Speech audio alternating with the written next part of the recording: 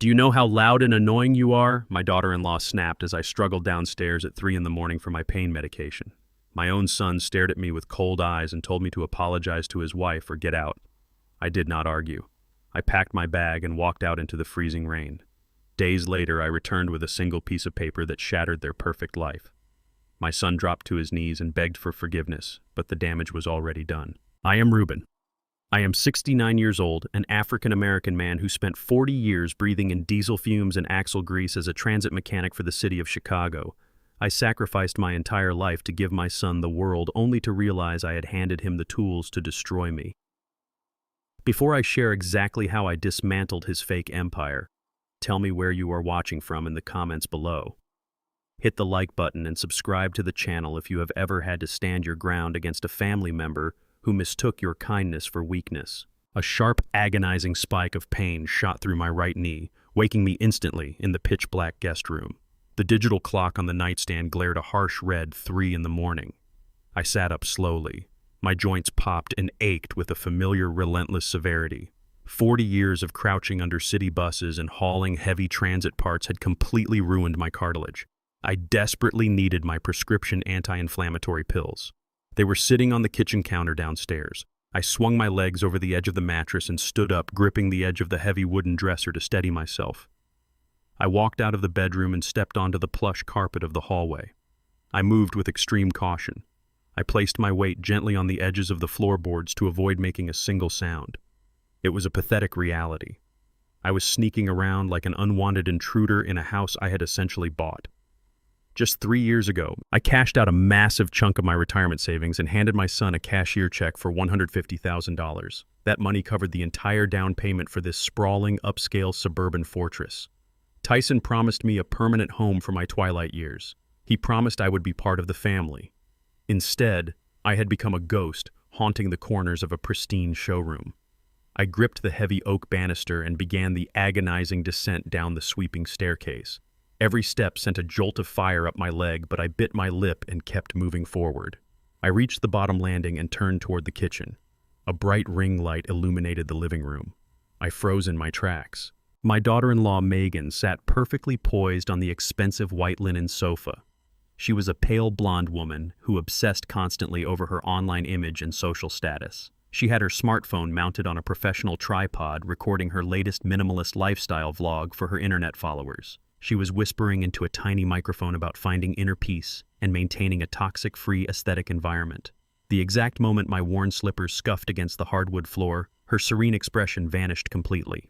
She slammed her hand onto the tripod and stopped the recording abruptly. She glared at my faded cotton bathrobe with absolute unmasked disgust. She demanded to know if I realized how loud and completely annoying I was. She aggressively pointed a manicured finger at me and yelled that my shuffling footsteps had completely ruined her perfect audio take.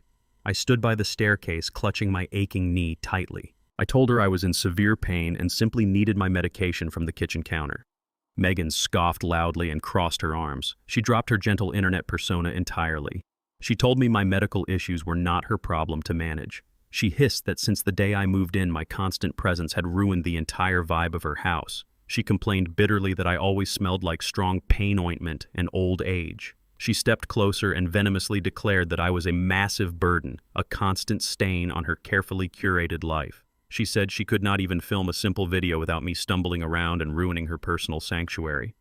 I stared at her, absorbing the pure hostility radiating from a woman who slept comfortably under a roof I had paid for. Heavy, hurried footsteps echoed from the upstairs hallway. Tyson marched down the stairs, tying the belt of the expensive silk robe Megan had bought him for his birthday. My son, the boy I had raised entirely by myself after my wife Cecilia passed away, looked absolutely furious. He did not look at my grimacing face or my trembling leg. He walked straight past me and put his arm around his wife. He asked her what was wrong in a gentle, protective tone.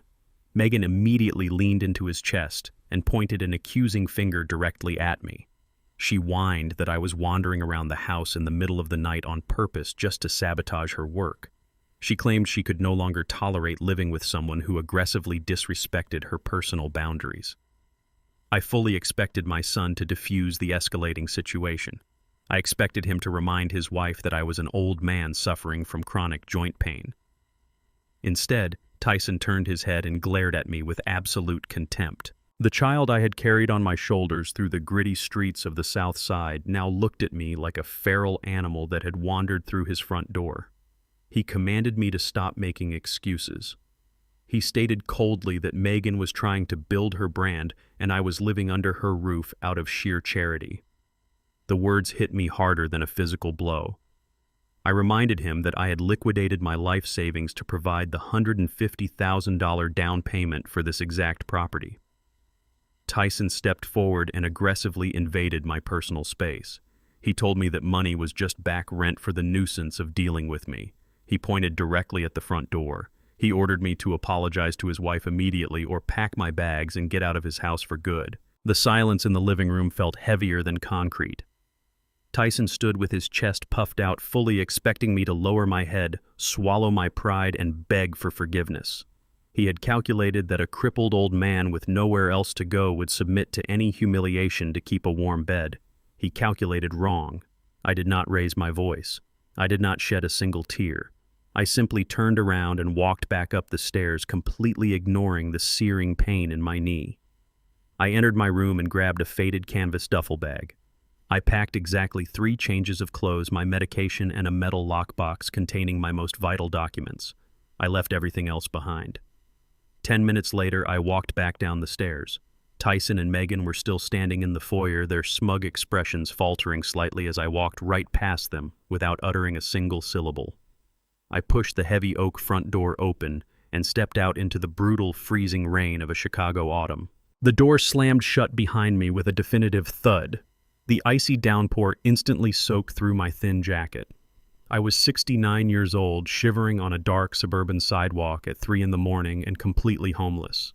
I had no car and no immediate shelter in sight. But as I pulled my collar up against the biting wind, I realized my son had made a catastrophic miscalculation. He thought he had discarded a helpless old man. He did not realize he had just declared war on a mechanic who knew exactly how to dismantle a machine piece by piece. "Do you realize how loud and completely suffocating you are?" my daughter-in-law hissed as I limped down the stairs at 3 in the morning for my pain pills. My own son stood beside her, staring at me with dead eyes, and delivered a final ultimatum. Apologize to my wife right now or get out of my house. I did not raise my voice. I simply packed a single bag and walked out into the freezing rain. Days later, I returned with one piece of paper that entirely shattered their fake empire. He collapsed to his knees, begging, but the damage was irreversible. I am Ruben. I am 69 years old, an African-American man who spent 40 years breathing in diesel fumes and axle grease as a transit mechanic for the city of Chicago. I sacrificed my entire life to give my son the world, only to realize I had handed him the tools to destroy me. Before I share exactly how I dismantled his life piece by piece, tell me where you are watching from in the comments below. Hit the like button and subscribe to the channel if you have ever had to stand your ground against a family member who mistook your silence for weakness. A sharp, agonizing spike of pain shot through my right knee, waking me instantly in the pitch-black guest room. The digital clock on the nightstand glared a harsh red 3 in the morning. I sat up slowly, feeling my joints pop and ache with a familiar, relentless severity. 40 years of crouching under city buses and hauling heavy transit parts across icy concrete had completely ruined my cartilage. I desperately needed my prescription anti-inflammatory pills, which were sitting on the kitchen counter downstairs. I swung my legs over the edge of the mattress and stood up, gripping the edge of the heavy wooden dresser to steady myself. I walked out of the bedroom and stepped onto the plush carpet of the hallway, moving with extreme caution. I placed my weight gently on the edges of the floorboards to avoid making a single sound. It was a pathetic reality. I was sneaking around like an unwanted intruder in a house I had essentially bought. Just 3 years ago, I cashed out a massive chunk of my retirement savings and handed my son a cashier check for $150,000. That money covered the entire down payment for this sprawling, upscale suburban fortress. Tyson had promised me a permanent home for my twilight years. He promised I would be part of the family. Instead, I had become a ghost haunting the corners of a pristine showroom. I gripped the heavy oak banister and began the agonizing descent down the sweeping staircase. Every step sent a jolt of fire up my leg, but I bit my lip and kept moving forward. I reached the bottom landing and turned toward the kitchen, only to freeze in my tracks when I saw a bright ring light illuminating the living room. My white daughter-in-law, Megan, sat perfectly poised on the expensive white linen sofa. She obsessed constantly over her online image and social status. She had her smartphone mounted on a professional tripod, recording her latest minimalist lifestyle vlog for her internet followers. She was whispering into a tiny microphone about finding inner peace and maintaining a toxic-free aesthetic environment. The exact moment my worn slippers scuffed against the hardwood floor, her serene expression vanished completely. She slammed her hand onto the tripod and stopped the recording abruptly. She glared at my faded cotton bathrobe with absolute unmasked disgust. She demanded to know if I realized how loud and completely annoying I was. She aggressively pointed a manicured finger at me and yelled that my shuffling footsteps had completely ruined her perfect audio take. I stood by the staircase, clutching my aching knee tightly. I told her I was in severe pain and simply needed my medication from the kitchen counter. Megan scoffed loudly and crossed her arms, dropping her gentle internet persona entirely.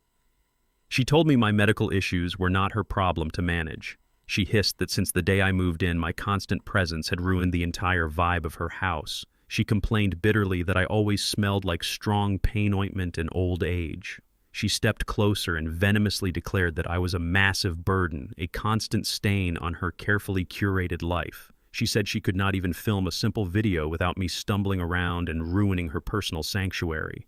I stared at her, absorbing the pure hostility radiating from a woman who slept comfortably under a roof I had paid for. Heavy, hurried footsteps echoed from the upstairs hallway. Tyson marched down the stairs, tying the belt of an expensive silk robe Megan had bought him for his birthday. My son, the boy I had raised entirely by myself after my wife Cecilia passed away, looked absolutely furious. He did not look at my grimacing face or my trembling leg. He walked straight past me and put his arm around his wife. He asked her what was wrong in a gentle, protective tone. Megan immediately leaned into his chest and pointed an accusing finger directly at me. She whined that I was wandering around the house in the middle of the night on purpose just to sabotage her work. She claimed she could no longer tolerate living with someone who aggressively disrespected her personal boundaries. I fully expected my son to defuse the escalating situation. I expected him to remind his wife that I was an old man suffering from chronic joint pain. Instead, Tyson turned his head and glared at me with absolute contempt. The child I had carried on my shoulders through the gritty streets of the South Side now looked at me like a feral animal that had wandered through his front door. He commanded me to stop making excuses. He stated coldly that Megan was trying to build her brand and I was living under her roof out of sheer charity. The words hit me harder than a physical blow. I reminded him that I had liquidated my life savings to provide the $150,000 down payment for this exact property. Tyson stepped forward and aggressively invaded my personal space. He told me that money was just back rent for the nuisance of dealing with me. He pointed directly at the front door. He ordered me to apologize to his wife immediately or pack my bags and get out of his house for good. The silence in the living room felt heavier than concrete. Tyson stood with his chest puffed out, fully expecting me to lower my head, swallow my pride, and beg for forgiveness. He had calculated that a crippled old man with nowhere else to go would submit to any humiliation to keep a warm bed. He calculated wrong. I did not raise my voice. I did not shed a single tear. I simply turned around and walked back up the stairs, completely ignoring the searing pain in my knee. I entered my room and grabbed a faded canvas duffel bag. I packed exactly 3 changes of clothes, my medication, and a metal lockbox containing my most vital documents. I left everything else behind. 10 minutes later, I walked back down the stairs. Tyson and Megan were still standing in the foyer, their smug expressions faltering slightly as I walked right past them without uttering a single syllable. I pushed the heavy oak front door open and stepped out into the brutal, freezing rain of a Chicago autumn. The door slammed shut behind me with a definitive thud. The icy downpour instantly soaked through my thin jacket. I was 69 years old, shivering on a dark suburban sidewalk at 3 a.m. and completely homeless. I had no car and no immediate shelter in sight. But as I pulled my collar up against the biting wind, I realized my son had made a catastrophic miscalculation. He thought he had discarded a helpless old man. He did not realize he had just declared war on a mechanic who knew exactly how to dismantle a machine piece by piece. The realization hit me like a freight train as I stood in the freezing rain. I was penniless on the streets of Chicago with nothing but a canvas bag. They had not just kicked me out, they had deliberately stranded me financially so I could not fight back. I needed legal representation immediately, but I had absolutely no money to pay for it. I needed someone ruthless. I needed someone who did not care about playing nice. I needed Arthur Gallagher. I walked for 2 miles on my bad knee until I found a public library. I used their courtesy phone to call a private number I had kept memorized for decades. Arthur Gallagher was a brilliant corporate shark who had retired years ago, but he owed me a debt that money could not buy. Back in the late 1980s, during a massive and brutal transit strike, tensions boiled over into the streets. I was on the picket line when a violent mob of angry workers cornered a young, arrogant lawyer who tried to push his way through the barricade.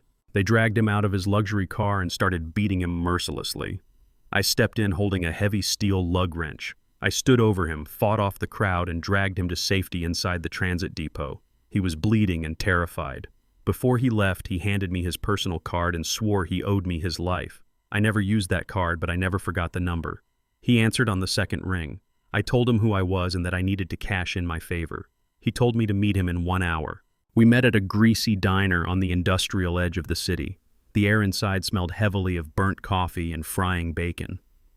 Arthur Gallagher walked in wearing a tailored wool coat. He looked older, his hair completely white, but his eyes were just as sharp and predatory as I remembered. He sat across from me and immediately opened his sleek laptop.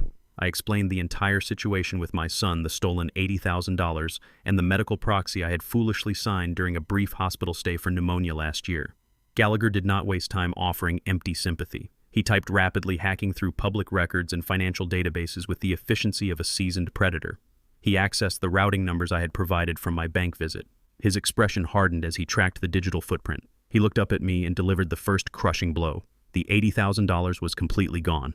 Tyson had funneled every single penny into Megan Lifestyle, LLC. Gallagher turned the screen to show me the itemized expenses. My son had used my life savings to lease a brand new luxury SUV for his wife. He bought professional studio lighting, expensive camera equipment, and thousands of dollars in designer clothes just so Megan could pretend to be wealthy on the internet. Every drop of sweat I poured into those city buses over 40 years had been vaporized to fund the pathetic vanity of a woman who despised my very existence. I sat in the cracked vinyl booth of the diner, gripping my cold coffee mug until my knuckles turned white. I felt a deep, hollow ache in my chest. My own flesh and blood had robbed me blind for fake internet validation. But Gallagher did not stop typing. His fingers flew across the keyboard as he dug much deeper into the public registries. He pulled up county property records and ran my social security number against every active lien in the state. Suddenly he stopped. He stared at the screen for a long moment before slowly turning the laptop to face me again. He had uncovered a massive financial bomb that made the stolen $80,000 look like pocket change. Tyson had used the medical proxy to bypass my authorization entirely. He submitted a sworn legal declaration claiming I was temporarily incapacitated due to severe cognitive decline.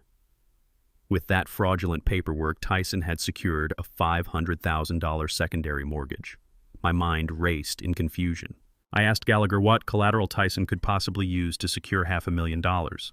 I did not own the suburban house. Tyson held that deed. Gallagher tapped the screen and pointed to a specific address. Tyson used my abandoned warehouse on 9th Street. It was a rundown, rotting brick shell I had purchased decades ago, hoping to open my own mechanic shop. I never found the time or money to fix it, so it just sat there collecting graffiti and severe water damage. I looked at Gallagher in total disbelief. I told him the warehouse was a worthless dump with a caving roof and rusted support beams. No legitimate bank would ever loan $500,000 against a property that was basically a pile of hazardous waste. Gallagher smiled grimly. He said it was a dump until the city council held a closed-door meeting last month. He pulled up a municipal zoning map and pointed to my property. The entire 9th Street district had been rezoned for commercial high-rise development. My rotting warehouse was sitting right in the middle of a multi-billion-dollar revitalization project. Gallagher looked me dead in the eye and told me my dump was now prime real estate worth at least $4 million. Tyson had not just borrowed money against it. He was actively brokering a deal to sell the entire property to a mega developer called Apex Developments. Gallagher pulled up a pending contract notice. Tyson was scheduled to sign the final transfer papers and sell my legacy to these corporate developers this coming Friday. We had exactly 4 days to stop a multi-million-dollar fraudulent sale. But Tyson held a legally binding medical proxy that declared me mentally unfit to stop him from taking everything. I sat frozen in the greasy diner as the reality of my son discovering my ultimate betrayal sank in. I needed to know exactly how far along Tyson was in this catastrophic deal. I needed to hear his exact timeline straight from his own mouth. Gallagher did not waste a single second. He pulled out his phone and called a private investigator he kept on an expensive retainer. Within 20 minutes, the investigator called back with a precise location. Tyson and Megan were currently having a late lunch at an extremely exclusive steakhouse downtown. I knew the place. It was the kind of restaurant where a single plate of food cost more than I used to make in a week. I told Gallagher I was going down there to listen. Gallagher warned me that if Tyson saw me, he could legally call the police and have me committed to a psychiatric ward using that fraudulent medical proxy. I told Gallagher not to worry. I knew exactly how to become completely invisible to wealthy people. I walked to a nearby thrift store and bought a pair of faded navy blue coveralls that looked exactly like my old transit uniform. I grabbed a cheap baseball cap and pulled the brim low over my face. When I arrived at the steakhouse, I walked straight to the service entrance in the back alley. I grabbed a push broom and a dustpan from a janitor cart sitting near the kitchen doors. I kept my head down and walked right past the busy waitstaff. In a high-end restaurant, nobody pays attention to an older African-American man in a faded uniform sweeping the floor. I was just part of the scenery. I quietly moved from the kitchen hallway into the dimly lit dining room.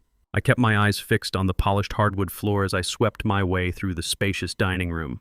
I spotted them sitting in a plush leather booth tucked away in a private corner. Tyson was wearing a custom-tailored suit and Megan had a designer handbag resting on the edge of the table. I slowly pushed my broom closer to their booth and hid behind a large decorative potted plant. Their voices were hushed, but extremely tense.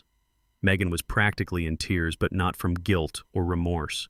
She aggressively hissed at my son that her premium platinum credit card had just been completely declined at a luxury boutique. She demanded to know where all the money had gone. She complained that she absolutely needed new lighting equipment for her lifestyle brand and could not afford to look poor in front of her internet followers. I gripped the wooden handle of my broom tightly. She was crying about camera equipment while I was sleeping in a freezing alley. Tyson rubbed his face and told her to keep her voice down. He admitted that the $80,000 he took from my account was entirely gone.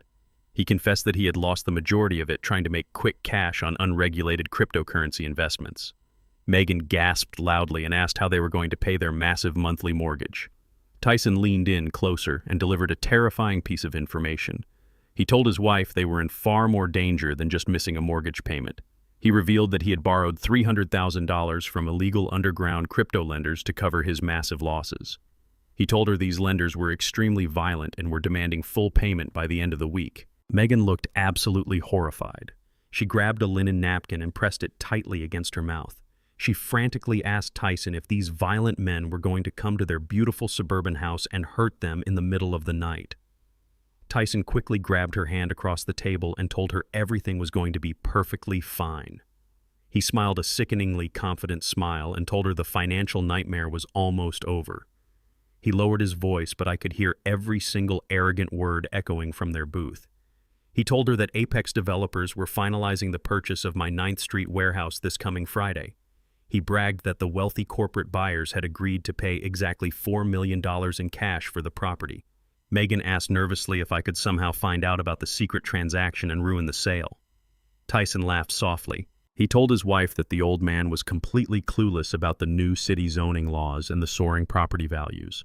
He said I probably did not even know the warehouse still existed. He took a long sip of his expensive sparkling water and joked that I was likely sleeping on a wet cardboard box in a homeless shelter completely out of their way. He promised Megan that once the final legal paperwork was signed on Friday morning, they would pay off the dangerous lenders immediately. He told her they would use the remaining $3.5 million to buy a massive beachfront mansion in California where she could film her lifestyle videos in total luxury. He assured her they would never have to worry about money or my annoying presence ever again. I stood completely still behind the large potted plant, listening to the sound of my own son laughing at the thought of me starving in the freezing rain. Any remaining shred of paternal mercy I held in my heart died permanently in that exact moment. The boy I had protected and provided for had transformed into a ruthless predator who viewed my life as nothing more than a stepping stone for his own immense greed. He was fully willing to let me rot in a city shelter just to fund a fake internet lifestyle and pay off his illegal gambling debts. I quietly backed away from the luxury booth and walked out through the heavy service doors into the cold, dark alley. I tossed the push broom aside and pulled out my phone to call Gallagher right away. The mission was completely clear. I had to somehow stop the multi-million-dollar sale to the corporate developers on Friday morning. But a terrifying reality blocked my path forward. Tyson held a legally binding medical document that officially declared me mentally incompetent to manage my own affairs. If I showed up at that corporate closing table to stop the sale, Tyson could literally call the police and have me dragged away to a psychiatric ward in handcuffs. How could a homeless mechanic fight a pristine legal document that completely erased his right to speak for himself and control his own destiny? I stood in the freezing alleyway outside the steakhouse and pressed the phone against my ear.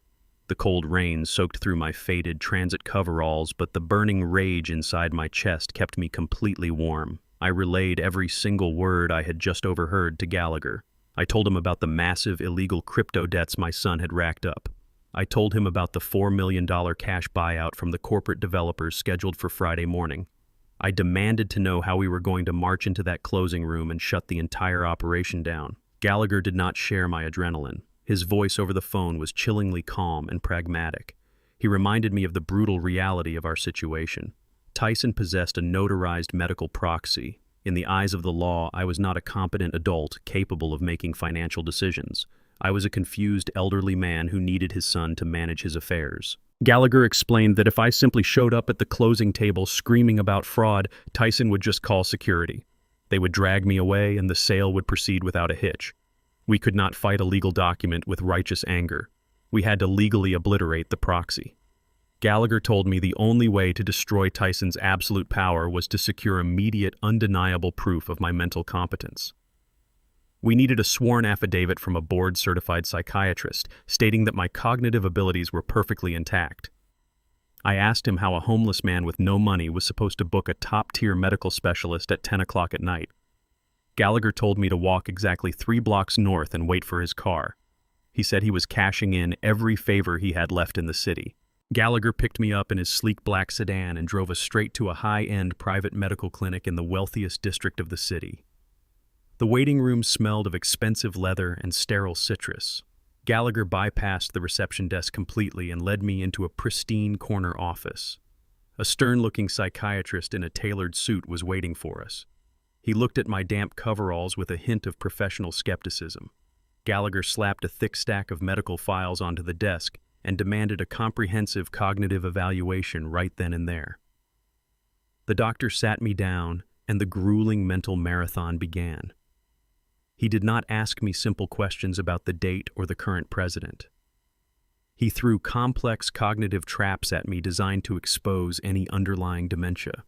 He asked me to memorize long strings of disconnected words and repeat them backward while solving intricate spatial reasoning puzzles. He tried to confuse me with overlapping timelines and shifting variables. He thought he was dealing with a simple grease monkey. He did not realize that I spent 4 decades reverse engineering the electrical grids of Chicago transit trains. When a subway car lost power in the dead of winter, I had to hold thousands of overlapping electrical schematics in my head and trace invisible faults through miles of copper wiring. My mind was not a decaying sponge. It was a finely tuned steel trap built on logic and rapid problem solving. I visualized his psychological tests the exact same way I visualized a massive transit circuit board. I dismantled every single cognitive trap he set for me with absolute precision. I repeated his number sequences effortlessly and solved his spatial puzzles faster than he could write down the results. The psychiatrist slowly lowered his clipboard. His initial skepticism had completely evaporated, replaced by a look of genuine astonishment. He told Gallagher that my cognitive function was not just normal for a man of 69. He stated that I scored in the top percentile of abstract reasoning and memory retention for any age group.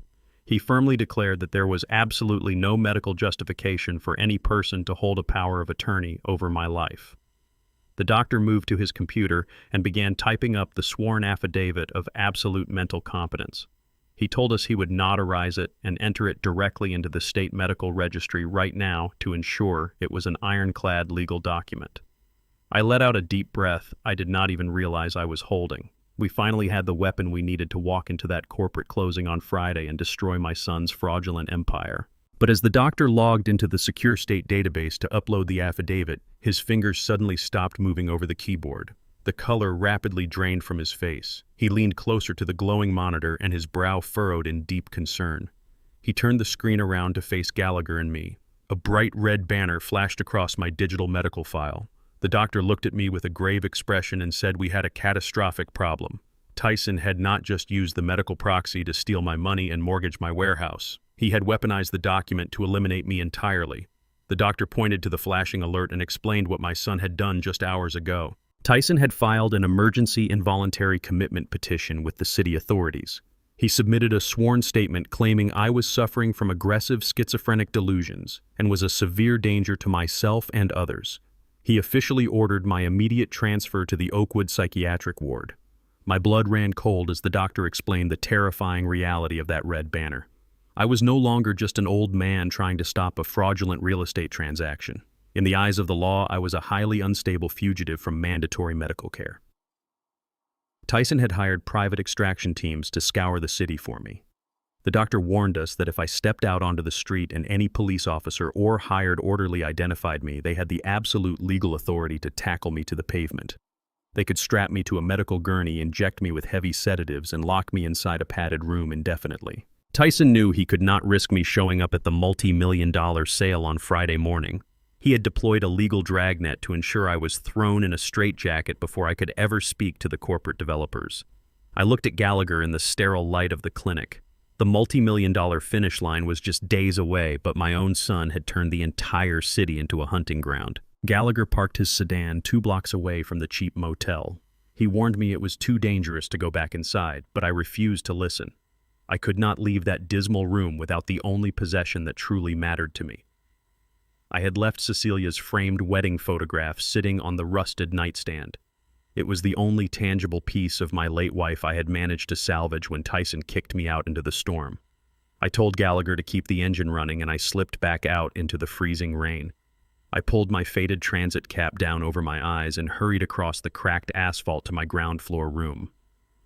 I unlocked the flimsy wooden door and stepped inside the damp, mildewed space. I grabbed the silver frame, wrapping it carefully in a spare shirt, and shoved it safely to the bottom of my duffel bag. Just as I zipped the bag closed, harsh headlights swept across the dirty window curtains. I flattened my back against the wall and peeked through the broken blinds. A sleek black transport van with heavily tinted windows rolled to a silent stop right in front of the motel office. The side panel door slid open. 2 massive men stepped out into the heavy rain. They were not standard paramedics. They were wearing dark blue medical scrubs, heavy tactical vests, and thick combat boots. One of them held a glowing digital tablet and pointed directly toward my specific room number. Tyson had paid top dollar for a private aggressive psychiatric extraction team. They had tracked my location. They were here to drag me away in a straitjacket. I heard the heavy crunch of their boots approaching the concrete walkway outside my door. I was a 69-year-old man with a ruined knee. I could not possibly fight off 2 trained medical enforcers. If they got their hands on me, they would legally sedate me and lock me in a padded room until Tyson finished selling my warehouse. I backed away from the front door and looked around the cramped motel room. The only other exit was a small rusted window in the filthy bathroom. Heavy fists began pounding on the front door, making the cheap wood splinter and shake. A deep voice ordered me to open the door, claiming they were there to provide mandatory medical assistance. I grabbed my duffel bag and locked the bathroom door behind me. I climbed onto the edge of the porcelain sink and stared at the painted shut window. I grabbed a heavy metal towel rack, ripped it off the drywall, and smashed it directly into the glass pane. The window shattered outward into the dark alley. The men outside heard the breaking glass and immediately kicked the front door off its hinges. I heard them storming into the main room just as I squeezed my shoulders through the narrow, jagged window frame. I tumbled out into the muddy alleyway, landing hard on my bad knee. Pain flared up my entire leg, but the sheer adrenaline masked the agony. I scrambled to my feet and started sprinting down the dark, trash-filled corridor just as the bathroom door splintered open behind me. I heard one of the orderlies shout into a radio that the patient was on the run. The 2 massive orderlies sprinted out of the motel and chased me down the slick, rain-soaked pavement. I knew I could not outrun them in a straight foot race. I needed an environment where I held the absolute advantage.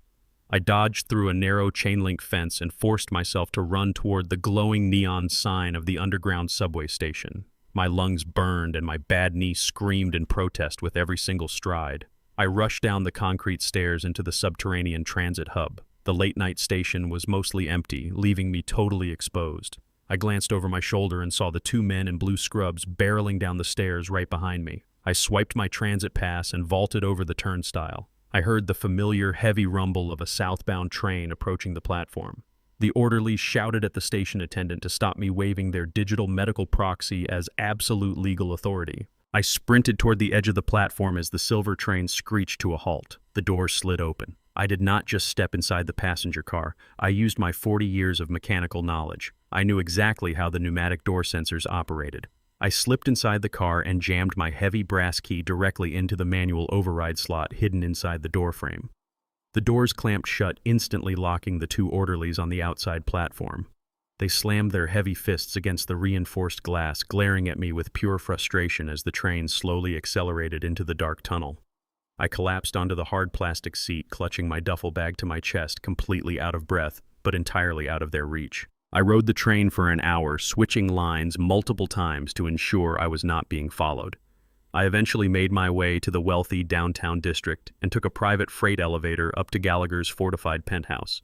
When I walked through his steel-reinforced doors, I finally allowed myself to collapse into a leather armchair. The luxury apartment was impenetrable, complete with private security and biometric locks.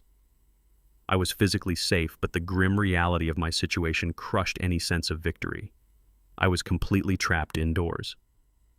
I could not go to the police for help. I could not walk down the street to buy a cup of coffee. As long as Tyson held that fraudulent medical proxy, I was a legal fugitive from psychiatric care. The authorities would simply hand me right back to the men in the blue scrubs. Gallagher poured me a glass of water and sat across from me. He stated that we could not win by simply hiding in a high-rise tower until Friday.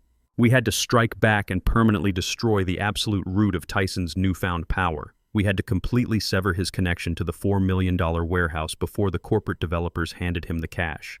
Tyson was using my property to secure his criminal loans and fund his legal hunt against me. If we did not cut the financial head off the snake immediately, my son would lock me in an asylum and spend my legacy on a beachfront mansion. I sat across from Arthur Gallagher in his fortified downtown penthouse, the sprawling Chicago skyline glittering outside the floor-to-ceiling windows. We were safe from the men in blue scrubs, but safety was not our ultimate goal. We needed to entirely dismantle the foundation of Tyson's newfound power. Gallagher paced the length of his mahogany desk and laid out the brutal reality of our legal situation. If we filed a standard civil lawsuit to contest the fraudulent medical proxy, the courts would drag the proceedings out for years. Tyson would use my own money to hire aggressive defense attorneys to stall every single motion. Even worse, the $500,000 secondary mortgage Tyson had already taken out against my 9th Street warehouse was a ticking time bomb. The bank held a primary lien on the property. Because Tyson had blown the loan money on luxury cars and illegal crypto debts, he was going to default. Gallagher explained that the moment Tyson missed the next mortgage payment, the bank would foreclose and seize the warehouse regardless of who rightfully owned the deed. My $4 million legacy would be auctioned off by corporate bankers to cover my son's reckless gambling. We could not simply try to take the building back. We had to make the building completely untouchable. We needed a strategy that bypassed the civil courts entirely and operated at a speed Tyson could not anticipate. Gallagher stopped pacing and poured 2 glasses of scotch. He looked at me with the same predatory intensity I remembered from the transit strikes decades ago. He told me he had formulated a kill shot, but it required me to make a massive, irreversible sacrifice. Gallagher set the glass of scotch down in front of me and outlined a ruthless legal maneuver designed to sever Tyson's financial lifeline instantly. He explained that we could not simply transfer the deed back into my name because the fraudulent medical proxy still gave Tyson legal authority over my assets. To permanently blindside my son and protect the property from the bank foreclosure, I had to completely surrender my ownership of the warehouse. Gallagher pulled a thick stack of pristine legal documents from his briefcase. He proposed establishing an irrevocable charitable trust. By transferring the deed directly into a federally protected nonprofit organization, the property would instantly cease to belong to me. It would become a corporate entity completely immune to Tyson's medical proxy and entirely shielded from his personal creditors. Gallagher knew my background. I had spent 40 years mentoring young apprentices at the transit yards, trying to give kids from the South Side a fighting chance at a skilled trade. He suggested we designate the trust specifically for inner-city youth vocational training. The warehouse would be legally bound to that charitable purpose forever.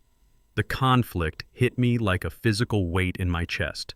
If I signed these papers, I would permanently walk away from a $4 million fortune. I would never see a single penny from the Apex developers' buyout. I would be completely broke, sleeping on a friend's couch, stripped of the only valuable asset I had ever owned in my entire life.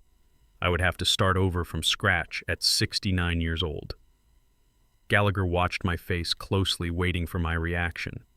He warned me that once my signature hit the paper, there was absolutely no going back. The immense wealth I had unknowingly accumulated over my lifetime would be gone forever. I stared at the dense legal jargon printed on the documents before me. I thought about the sweat equity I poured into that rotting brick warehouse decades ago, dreaming of opening my own mechanic shop. I thought about the $150,000 I had handed Tyson to buy a house where I was eventually treated like a stray dog. My son viewed my life's work as a disposable resource to fund his wife's internet aesthetics and his own illegal gambling habits. I realized that keeping the money would only tether me to a family that wanted me locked inside an asylum. I reached for the heavy silver pen resting on the desk. I did not hesitate for another second. I pressed the pen to the paper and signed my name on the dotted lines, executing the complex transfer. I officially established the Inner City Youth Educational Trust.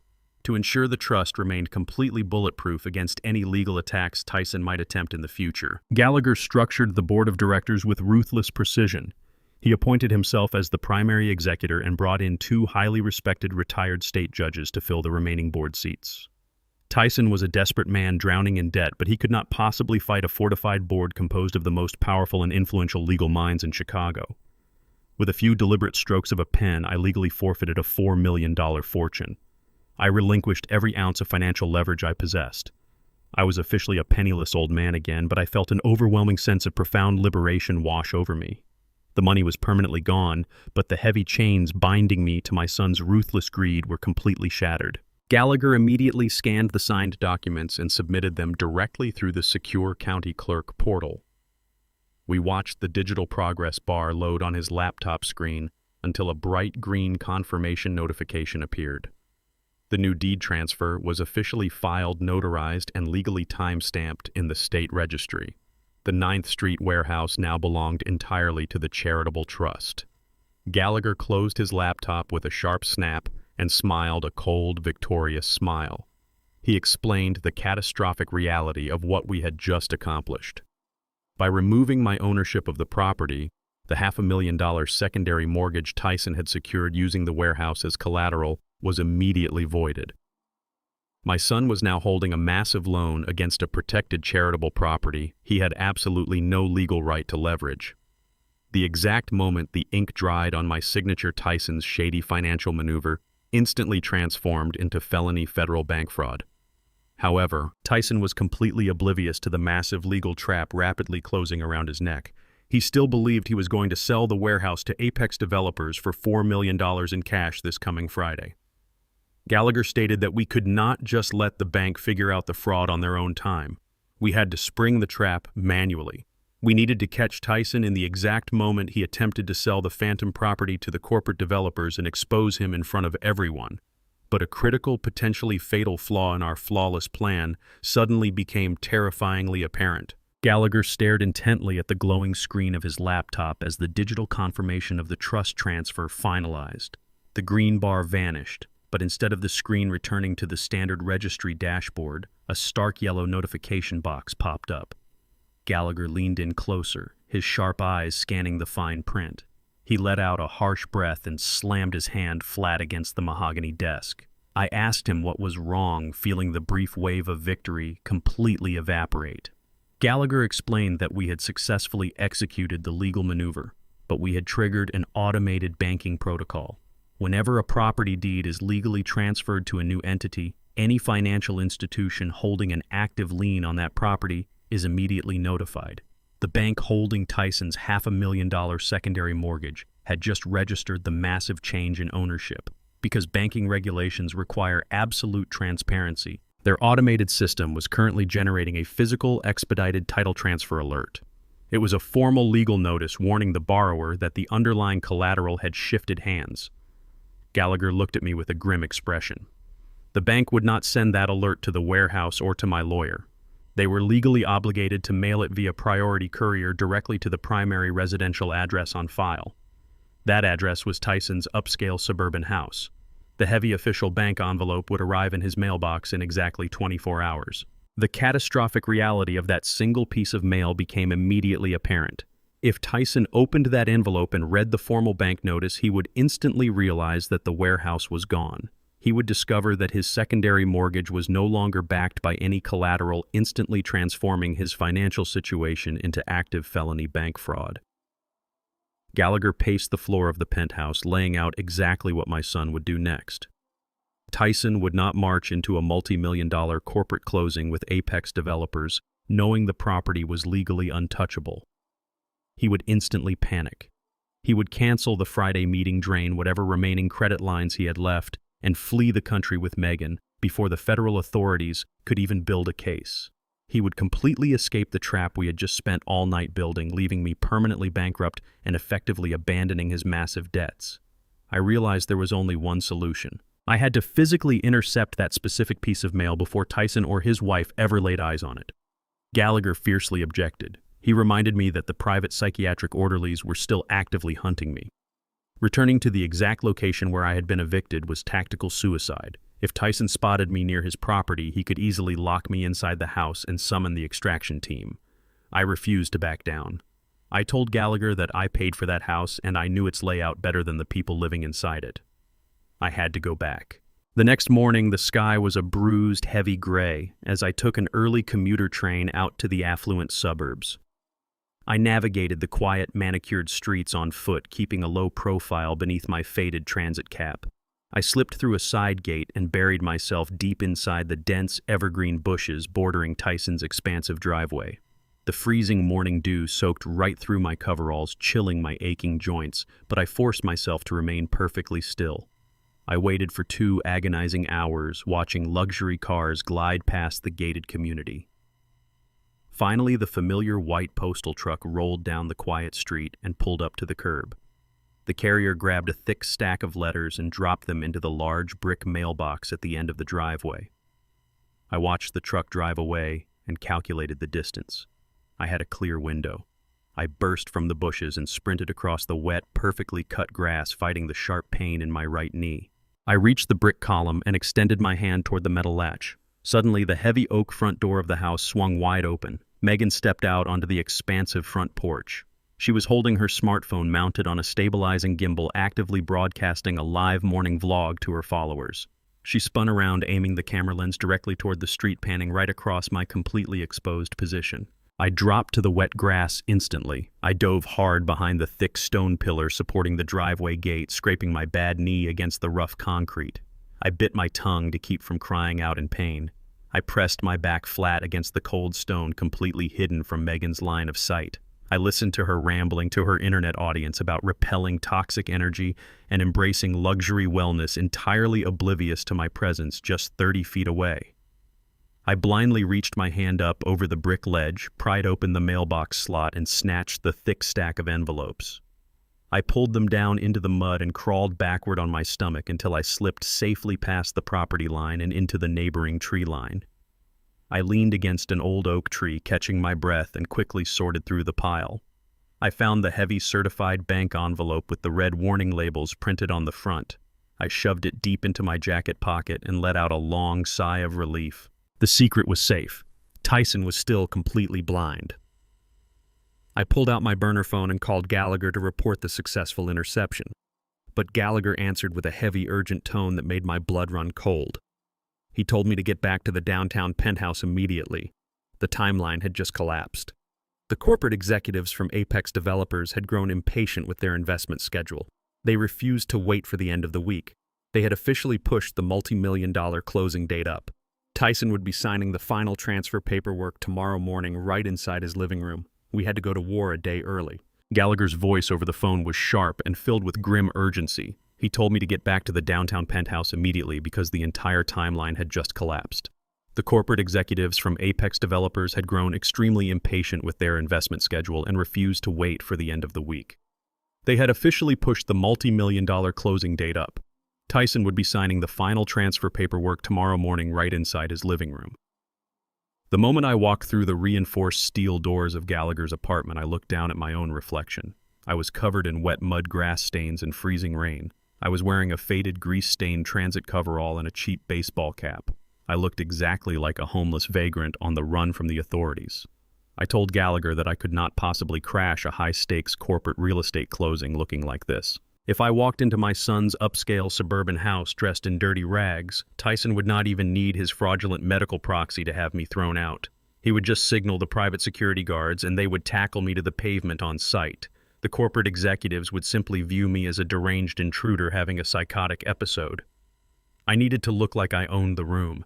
I needed to command absolute, undeniable authority the second I stepped through those heavy oak doors. Gallagher nodded in complete agreement. He stated that in the ruthless corporate world, visual perception is absolute reality. A man in a cheap jacket screaming about fraud is a nuisance to be silenced. A man in a bespoke suit carrying legal documents is a devastating threat that demands immediate attention. We had less than 12 hours to completely rebuild my outward identity. Gallagher did not waste a single second. He made a brief, urgent phone call to a private contact. Less than an hour later, an older Italian tailor arrived at the penthouse carrying heavy garment bags, measuring tapes, and fabric swatches. Gallagher paid him triple his usual exorbitant rate for an emergency overnight alteration. The tailor instructed me to stand straight in the center of the living room. He measured my broad shoulders, my thick arms, and my calloused hands. He pulled out a premium charcoal gray wool jacket and draped it over my frame. The fabric was incredibly heavy and immaculate, instantly sharpening my posture. As the tailor knelt to pin the cuffs of the trousers, I felt a profound, painful internal shift taking place. For my entire adult life, I had defined my personal worth by my endless willingness to bleed for my son. I proudly wore grease-stained shirts and heavy steel-toed boots, so Tyson could wear expensive designer brands and attend pristine private schools. I had intentionally made myself small and invisible so my son could feel massive and important.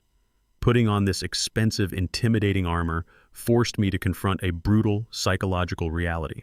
To survive tomorrow morning and execute this legal trap, I had to completely shed my identity as the submissive, sacrificial father. I could no longer be the forgiving man who absorbed every single insult with a tired smile. I had to become something entirely cold, calculating, and unyielding. The physical transformation was not just about impressing a room full of corporate developers. It was about mentally preparing myself to utterly destroy the life of the boy I had raised. The tailor finished his meticulous adjustments and stepped back, gesturing for me to look into the tall, full-length mirror standing in the corner of the room. I stared at my reflection, and a heavy, suffocating memory hit me with the force of a physical blow. The very last time I wore a suit of this high caliber was over a decade ago, at my wife Cecilia's funeral. I had spent a small portion of my hard-earned savings to bury the absolute love of my life with the dignity and grace she deserved. Tyson, who was newly married to Megan at the time, had pulled me aside right after the emotional wake. Instead of comforting a grieving widower, my son had complained bitterly that the polished mahogany casket and the catered reception were entirely too expensive. He coldly suggested that the funeral money would have been much better spent helping him and his new wife buy a luxury condominium downtown. I had swallowed my intense anger that day just to keep the peace and protect the fragile illusion of our family. Looking at my sharp, hardened reflection in the mirror now, I realized the catastrophic magnitude of my fatal mistake. I had continuously fed a monster disguised as a son, rewarding his immense greed with endless financial sacrifice. I adjusted the crisp collar of the tailored shirt and squared my shoulders. The reflection staring back at me was no longer the exhausted mechanic willing to take endless abuse for the sake of peace. The merciful father who bought that suburban house was officially dead. The architect of my son's absolute ruin had taken his place. Gallagher walked back into the room and politely dismissed the tailor. He carried a heavy black leather briefcase and set it down on the glass coffee table with a definitive, echoing thud. He snapped the solid brass locks open to reveal the meticulously organized contents resting inside. He pointed to the thick stack of premium paper and told me that every single weapon I needed to win this war was inside that case. The psychiatric medical clearance proving my absolute mental competence rested on top, bearing the official seal of the state registry. Beneath it lay the notarized, irrevocable trust documents proving beyond a shadow of a doubt that the warehouse legally belonged to a charity. At the very bottom were the federal banking fraud reports detailing Tyson's illegal secondary mortgage against a property he did not own.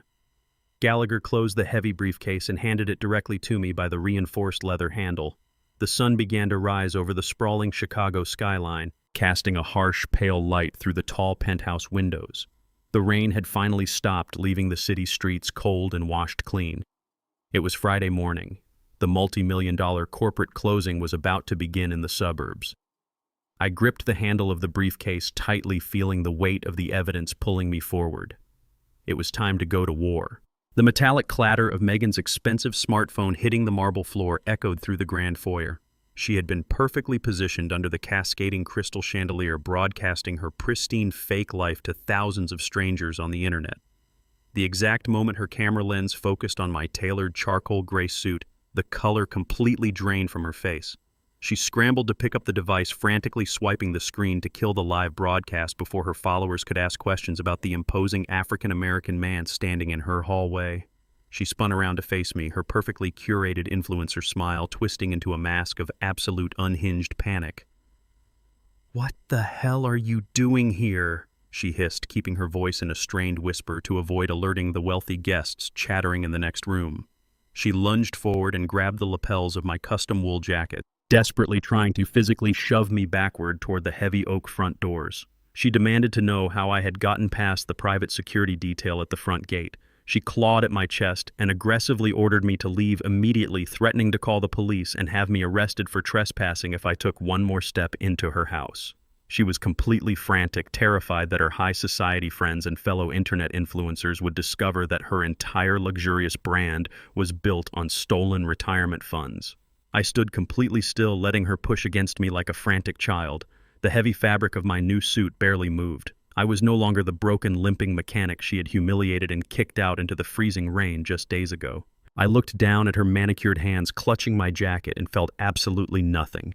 No anger, no fear, and certainly no mercy. I simply reached up, grasped her wrists with my large, calloused hands, and forcefully peeled her fingers away from my chest. I looked her dead in the eyes with an icy, unyielding authority she had never seen from me before.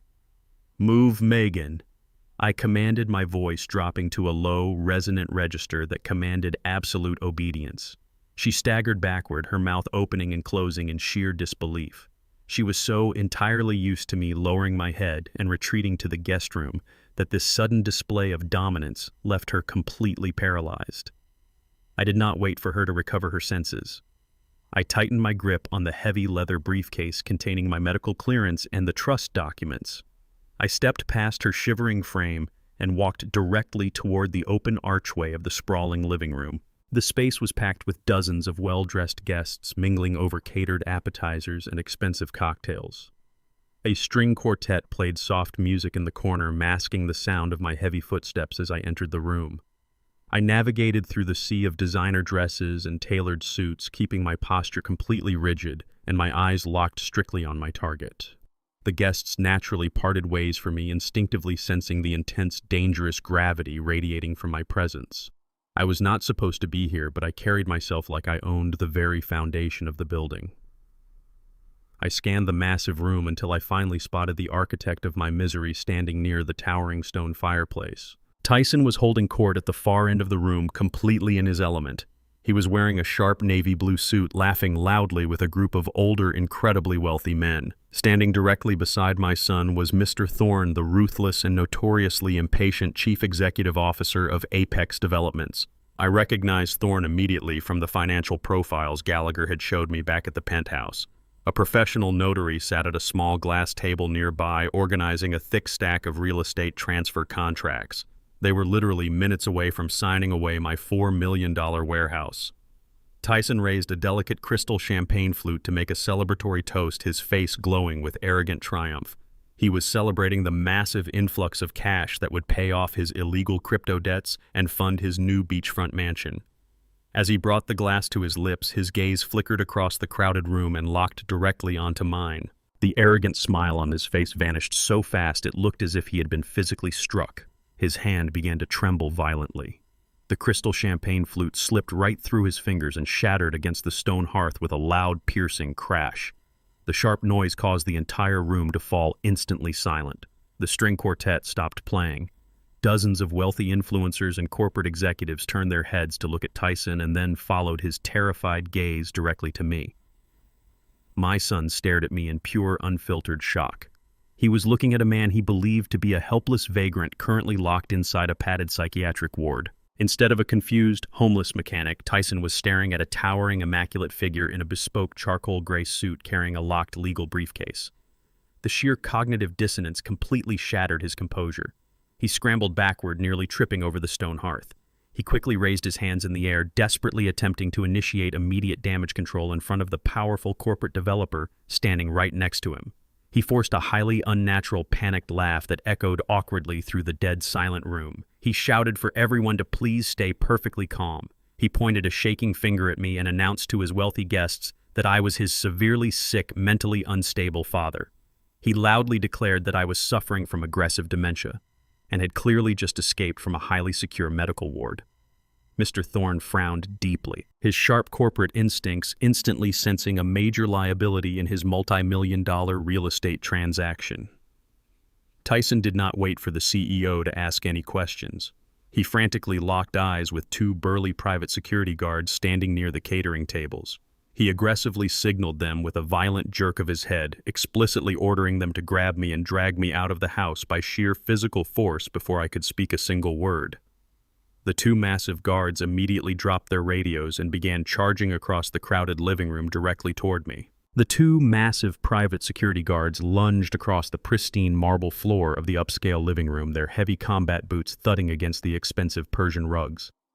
They were fully prepared to tackle me to the ground and drag me out into the street like a common trespasser. Before they could even lay a single hand on my tailored suit jacket, Gallagher stepped directly into their path. He did not flinch or back away. He raised his hand and shoved a leather-bound wallet containing his federal bar credentials right into the face of the lead security guard. Gallagher spoke with a booming, lethal authority that completely froze the two massive men in their tracks. He explicitly warned them that if they laid one single finger on me, he would personally see to it that they were immediately arrested and charged with the aggravated assault of a completely competent senior citizen. He informed them that I was his direct legal client, and any attempt to physically remove me from the premises would result in catastrophic federal lawsuits against them and their private security firm. The guards immediately stopped their advance. They looked at Gallagher, then looked down at his official federal credentials and slowly raised their hands in a gesture of surrender. They were hired muscle paid to bounce unruly party guests, not to entangle themselves in high-stakes federal litigation against a ruthless corporate attorney. They backed away from us, leaving my son completely exposed and entirely undefended. I stood tall beside Gallagher, adjusting the cuffs of my charcoal gray suit. I stared directly at Tyson, letting the heavy, suffocating silence of the room crush whatever remaining confidence he had left. The physical threat was completely neutralized. It was time to dismantle him legally.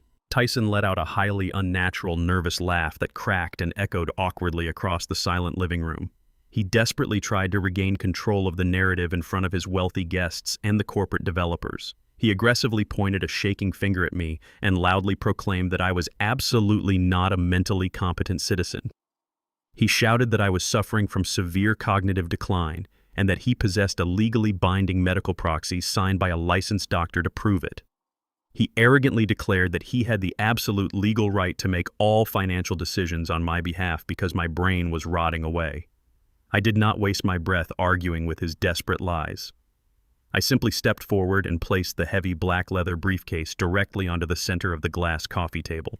I snapped the solid brass locks open with a sharp, echoing click. I reached inside and pulled out the pristine, heavy cardstock document. I slammed the psychiatric affidavit down onto the glass surface right in front of my son. I told him in a cold, unwavering voice to look closely at the signature at the bottom of the page. I informed the entire room that the document was a sworn, notarized affidavit of absolute mental competence. I stated clearly that it was dated just last night and officially signed by the head of neurology at the most prestigious private medical clinic in the city. I declared that the top-tier psychiatrist had tested my cognitive functions and legally certified that my mind was sharper than men half my age. I watched the color completely drain from my son's face as he read the undeniable medical clearance. His fraudulent proxy was instantly rendered completely worthless. Mr. Thorne, the ruthless chief executive officer of Apex Development, stepped closer to the glass table. His sharp corporate instincts instantly sensed a massive, highly dangerous liability brewing right in front of him. He did not become the head of a multi-billion-dollar real estate empire by ignoring giant red flags at a closing table. Thorne narrowed his eyes and closely examined the gold notary seal shining on the psychiatric affidavit. He then turned his intense predatory gaze directly toward my trembling son. The entire power dynamic of the luxurious living room shifted in a matter of seconds. Thorne demanded to know exactly what was going on.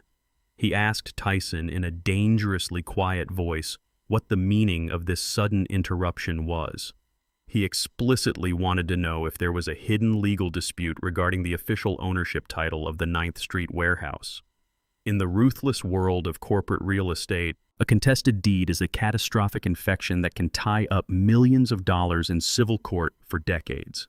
Thorne made it abundantly clear that his development company was completely prepared to walk away from the $4 million cash buyout if Tyson was trying to sell them a toxic, heavily disputed property. He crossed his arms over his expensive suit and demanded a perfectly clear answer right then and there. The wealthy influencers and party guests surrounding us began to whisper nervously to one another. Megan stood paralyzed in the hallway, watching her husband squirm under the crushing weight of the chief executive officer. Tyson was trapped between a ruthless billionaire demanding absolute clarity and a father holding bulletproof legal documents. His fake empire was balancing on a knife edge, ready to plunge into the abyss. Tyson began to sweat profusely under the bright living room lights. Large beads of perspiration formed on his forehead, ruining his perfectly groomed appearance. His confident, arrogant facade was actively shattering into a million irreparable pieces in front of everyone he wanted to impress. He desperately wiped his brow with the sleeve of his navy blue suit. He knew that if Thorne walked out the front door, the $4 million deal would evaporate, and the violent, illegal crypto lenders would come looking for his life. Tyson frantically shook his head and doubled down on his catastrophic lies. He practically shouted that there was absolutely no dispute regarding the title of the warehouse. He wildly promised Mr. Thorne that the commercial property was completely his to sell and that he maintained absolute, unquestionable control over all the related financial assets. He claimed my medical document was a fake and begged the chief executive officer to just sign the final transfer contract so they could finalize the buyout. He was lying through his teeth to save his own skin, digging his grave deeper with every single word. I stood across the glass table, watching my son completely self-destruct. I slowly reached my hand back into the open leather briefcase. My fingers brushed against the heavy, gold-sealed trust transfer documents resting at the bottom. Tyson had just publicly sworn that he legally controlled the warehouse. He had perfectly set the stage for his own financial execution. I prepared to drop the ultimate legal bomb that would send him to federal prison. I reached my hand deep into the dark interior of the heavy leather briefcase. My fingers brushed past the medical clearance and firmly grasped the thick premium cardstock resting at the bottom. I pulled out the original property deed transfer. It was a flawless legal instrument bound in heavy blue presentation backing and stamped with the raised gold seal of the state registry. I stepped around the edge of the glass coffee table, completely ignoring my son, who was still frantically begging the corporate executives to ignore me. I locked eyes directly with the chief executive officer of Apex Developments. Thorne stood tall, his arms crossed over his chest, waiting to see what kind of leverage I was bringing to his closing table. I did not hand the paperwork to my son. I placed the heavily stamped document directly onto the glass surface and slid it smoothly across the table until it stopped right in front of Mr. Thorne. The room was so quiet I could hear the thick paper sliding against the glass. I spoke with absolute, unwavering clarity so that every single wealthy guest and corporate lawyer in the room could hear me perfectly. I told the chief executive officer that he could not buy the warehouse on 9th Street. I watched his sharp eyes immediately drop to the gold seal on the document. Thorne was a ruthless businessman who recognized an ironclad legal injunction when he saw one. He did not reach for his pen to sign my son's fraudulent contracts. Instead, he slowly reached out and picked up my document. The atmosphere in the living room shifted instantly from an influencer celebration to a corporate autopsy. Tyson erupted into pure panic. He lunged forward and desperately tried to snatch the document right out of the chief executive officer's hands. He screamed at the top of his lungs, begging Thorne not to listen to a single word I was saying. He shouted that the document was a complete forgery and that I was just a crazy old man trying to ruin his legitimate business deal. Gallagher immediately stepped forward and physically blocked my son from grabbing the paperwork. Thorne ignored Tyson completely and began reading the first paragraph of the heavily stamped document. I kept my gaze fixed entirely on my son. I told Tyson to stop screaming because it would not change the legal reality of his situation. I spoke with a cold, piercing tone that cut right through his frantic denials. I told the entire room that Thorne could not buy the warehouse because Tyson did not own the property. I watched the muscles in my son's jaw tighten as the terrifying truth began to slowly penetrate his arrogant facade. He stammered that he controlled my assets and therefore controlled the warehouse. I shook my head slowly and delivered the fatal blow. I informed him that he could not sell the building on my behalf because I no longer owned the building either. I explicitly stated that I had officially transferred the deed to the Inner City Youth Educational Trust exactly 5 days ago. I let the absolute finality of that statement hang heavily in the air. The massive $4 million commercial property was gone. It was no longer a piece of leverage my greedy son could use to fund his fake lifestyle. I had permanently severed his lifeline to my life savings. Mr. Thorne continued reading the intricate legal jargon printed on the official state document. The color began to rapidly drain from his normally composed face, only to be entirely replaced by a violent beet red flush of pure corporate rage. He gripped the edges of the thick paper so hard his knuckles turned completely white. He was a man accustomed to crushing his competition, not being dragged into a fraudulent real estate scam orchestrated by an arrogant amateur. Thorne slammed the document back onto the glass coffee table with enough force to make the crystal champagne flutes rattle. He turned his furious gaze toward my son. He pointed a rigid finger at the gold seal and shouted that the document was an irrevocable charitable trust. He explicitly warned his own corporate lawyers standing nearby that the title to the 9th Street warehouse was permanently locked by the state registry. He roared that the commercial building they were about to spend $4 million on officially belonged to a registered children's charity. The severity of the situation sent shockwaves through the entire room of wealthy guests. Thorne continued his verbal assault. He aggressively demanded to know if Tyson had seriously attempted to sell a multi-million-dollar philanthropic sanctuary to a commercial developer using a fraudulent medical proxy. The chief executive officer was absolutely livid. He had nearly wired $4 million of corporate funds to buy a property that was legally untouchable. If he had signed those papers, his entire development firm would have been tangled in a catastrophic federal investigation for defrauding a charity.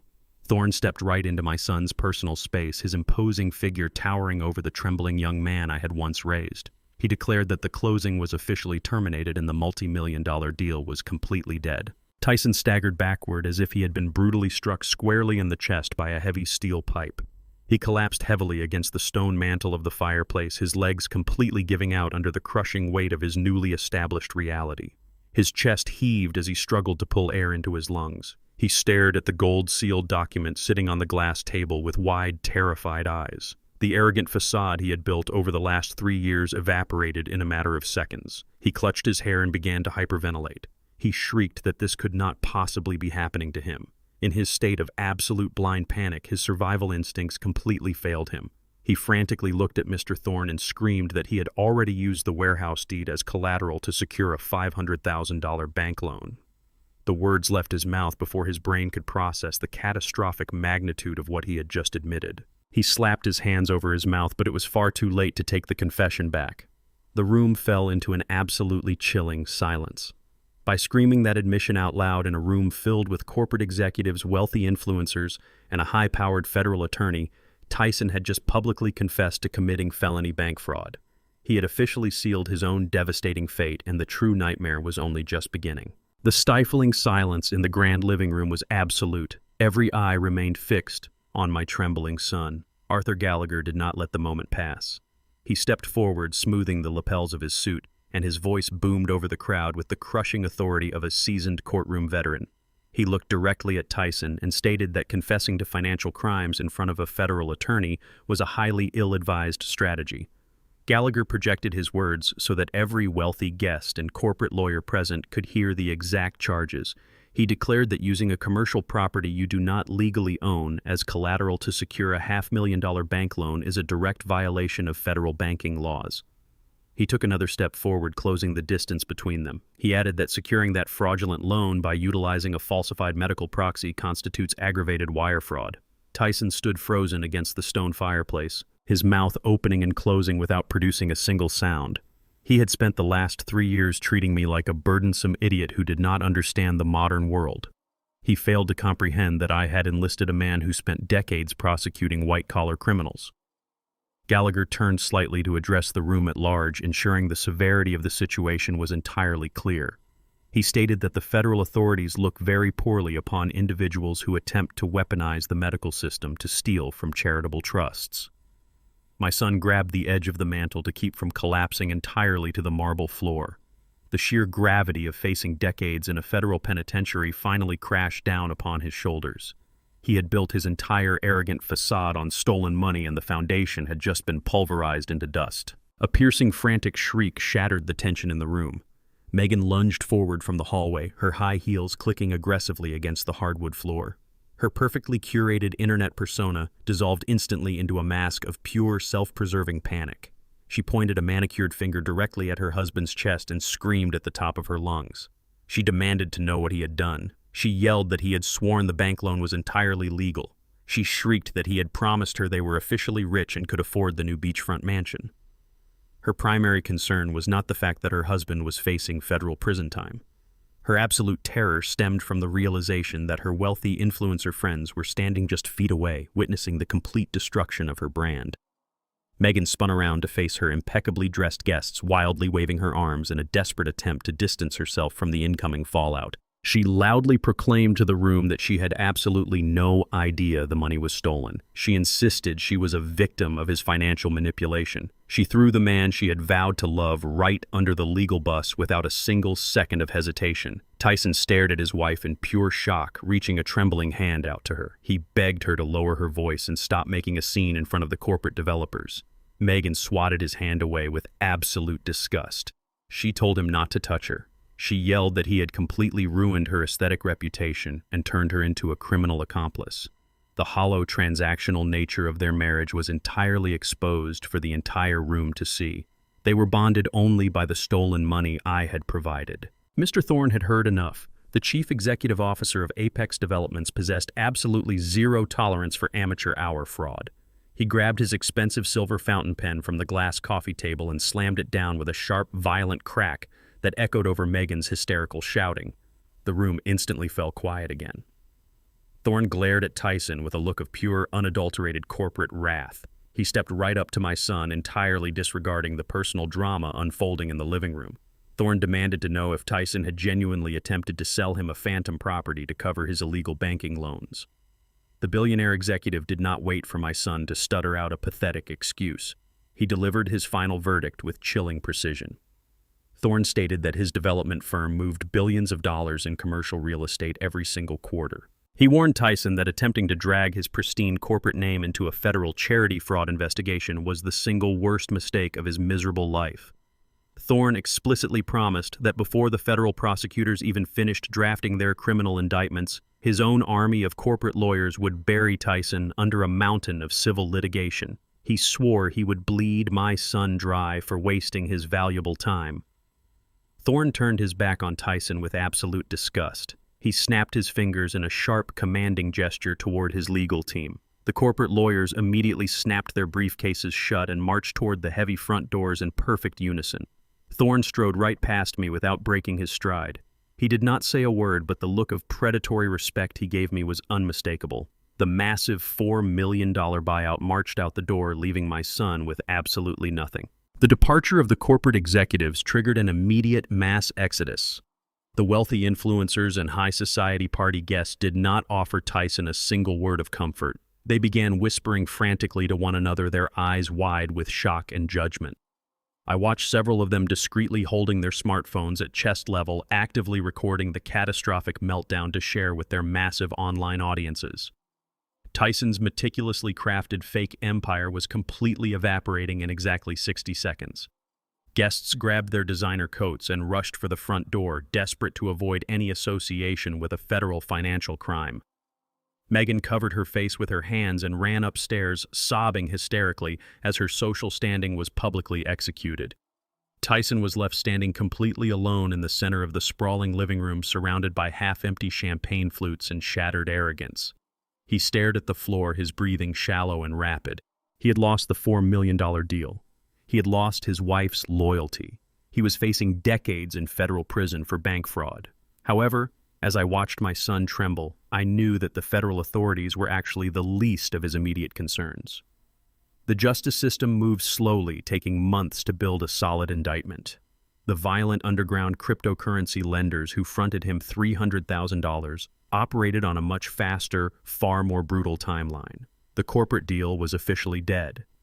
Tyson had absolutely no way to pay those dangerous men by the end of the week. The sudden emptiness of the grand living room was profoundly deafening. Just minutes ago, the space was packed with wealthy influencers and high-powered corporate executives sipping expensive champagne. Now only Gallagher, my son, his panicked wife, and I remained standing among the abandoned crystal glasses and half-eaten catered appetizers. The catastrophic reality of the dead Apex developers deal hung in the air like a thick, suffocating fog. Tyson stood trembling by the stone fireplace, his mind desperately trying to calculate a way out of an inescapable financial black hole. He was staring down the barrel of $800,000 in immediate liabilities. The bank would soon demand their $500,000 back the moment they realized their collateral was a complete phantom. But the bank would use lawyers and federal investigators. The illegal underground cryptocurrency lenders who had fronted him $300,000 did not use the legal system. They operated entirely outside the law and relied exclusively on brutal violence to collect their debts. Tyson knew the corporate buyout was his singular exit strategy to pay off those dangerous men by the end of the week. With Thorne and his army of lawyers officially gone, that money had completely evaporated. The timeline for his survival was no longer measured in weeks or months. It was measured in hours. I watched my son's chest heave as the sheer primal terror of his situation fully eclipsed the shock of his ruined real estate scam. He was a man completely out of options. Tyson's legs finally gave out completely. He dropped to his knees on the polished hardwood floor right in front of me. The sharp crease of his custom navy suit wrinkled awkwardly around his shaking frame. The arrogant, untouchable posture he had maintained for the last 3 years was completely obliterated. He was no longer the smug homeowner dictating orders to a burdensome old man. He crawled forward and desperately grabbed the hem of my tailored trousers with sweating hands. He looked up at me with a tear-streaked face, his eyes wide with absolute, unadulterated fear.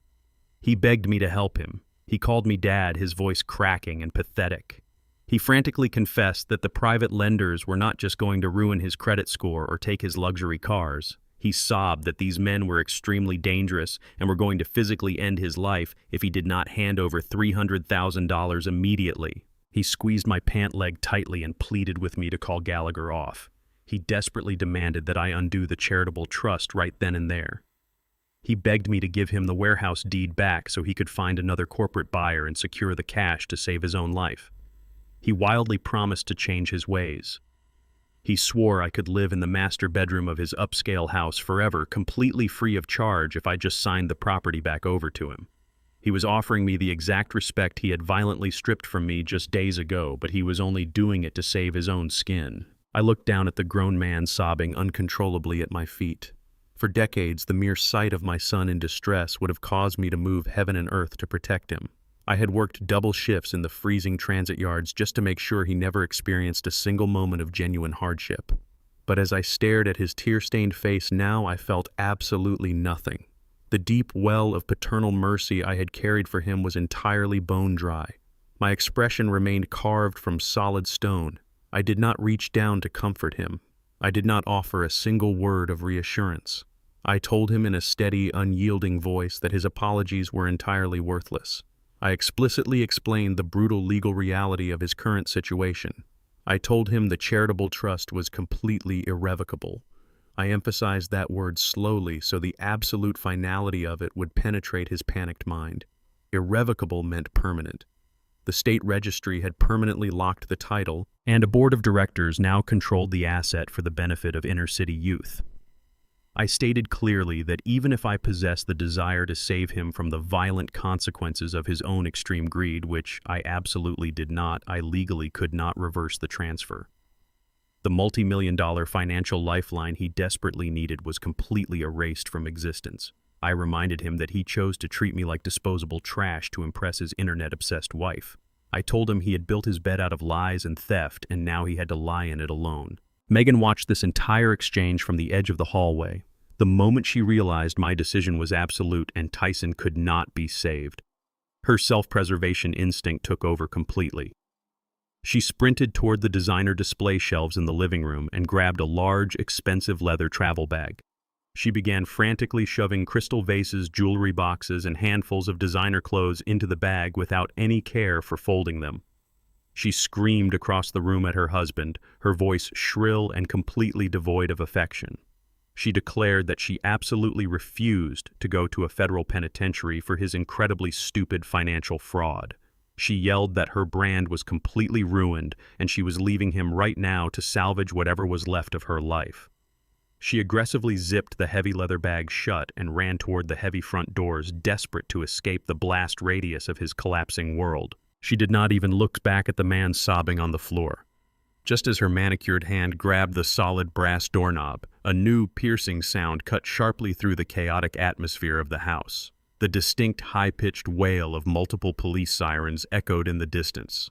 The sound was multiplying, growing rapidly louder and more aggressive by the second, as several emergency vehicles sped through the quiet suburban streets heading directly toward the house. The piercing wail of multiple police sirens grew deafeningly loud, vibrating against the thick glass of the towering living room windows.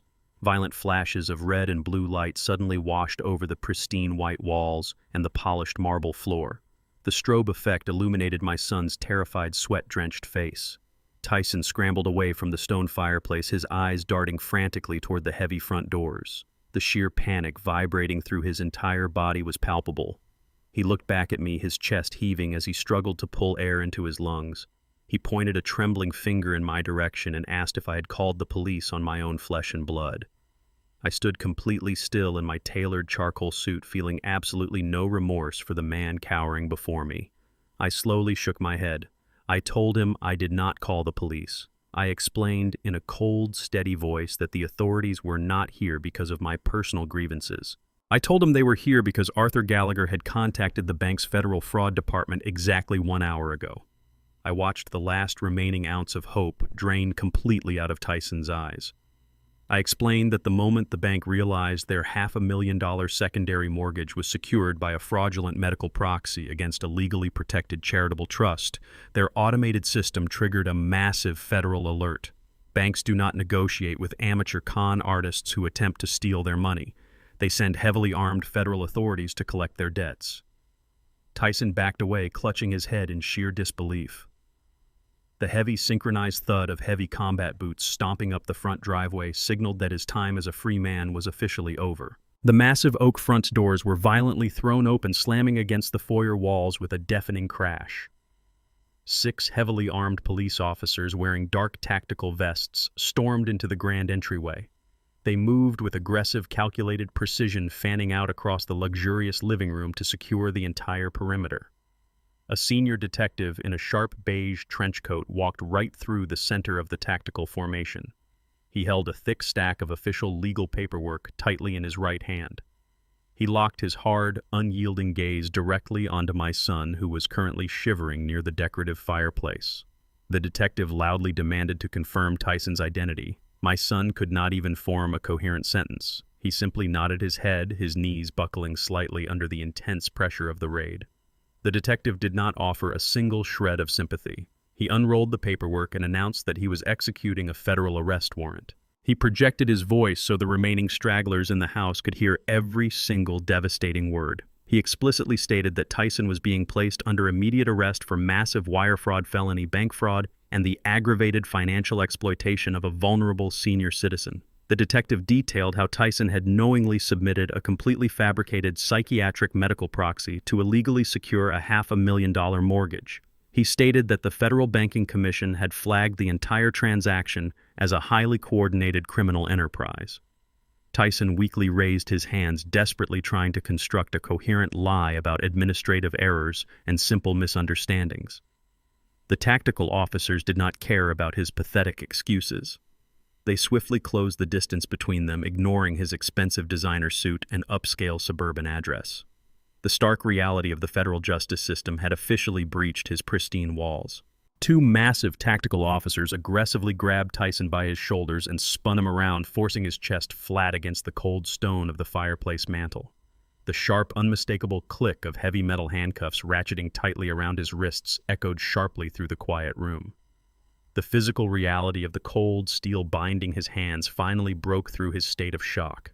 Tyson began to violently thrash against the officers, kicking his expensive leather shoes against the marble floor. He screamed at the top of his lungs, completely abandoning any remaining shred of his dignified corporate persona. He twisted his neck to look over his shoulder, locking his desperate, tear-filled eyes directly onto mine. He shrieked for me to stop them. He begged me to call Gallagher and use his powerful legal connections to fix this catastrophic misunderstanding. He pleaded with me to pay his bail, crying that he would never survive inside a federal holding cell. I stood there perfectly rigid, watching the son I had raised being treated like a common street criminal. I did not step forward to intervene. I did not ask the armed officers to show him any mercy. I looked down at him with a gaze carved entirely out of solid ice. I told him in a low, unwavering voice that I could not possibly pay his federal bail. I explicitly reminded him that I did not have $80,000 lying around to rescue him from his own criminal actions. I stated clearly that he had systematically drained my entire life savings and blown every single penny of my hard-earned transit pension on his wife's luxury wardrobe and fake internet aesthetic. The officers yanked him backward, pulling him away from the mantel as he continued to sob uncontrollably. The tactical officers forcefully marched Tyson through the grand foyer and shoved him out the front doors into the freezing, damp morning air.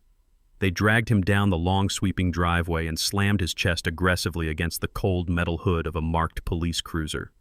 The senior detective stood directly behind him, loudly reading him his Miranda rights for the entire upscale suburban street to hear. Every single wealthy neighbor had stepped out onto their manicured lawns or peered through their expensive bay windows, eagerly watching the spectacular downfall of the neighborhood's most arrogant resident. Tyson hung his head in absolute crushing humiliation as the cold rain plastered his hair to his forehead. While the officers searched his pockets, I watched the driveway gate.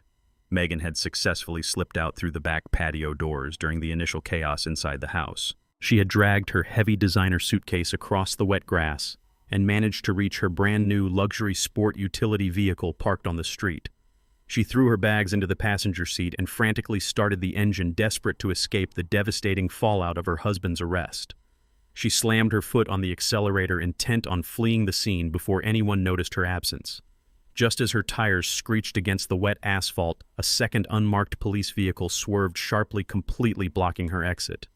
A stern-looking female detective stepped out of the car and walked directly in front of Megan's luxury bumper, placing her hand firmly on her holstered weapon. The heavy rain continued to fall as the unmarked police vehicle completely blocked the driveway exit. The stern female detective stepped forward and firmly placed her hand on the hood of the luxury sport utility vehicle. She commanded Megan to turn off the engine and step out of the car immediately.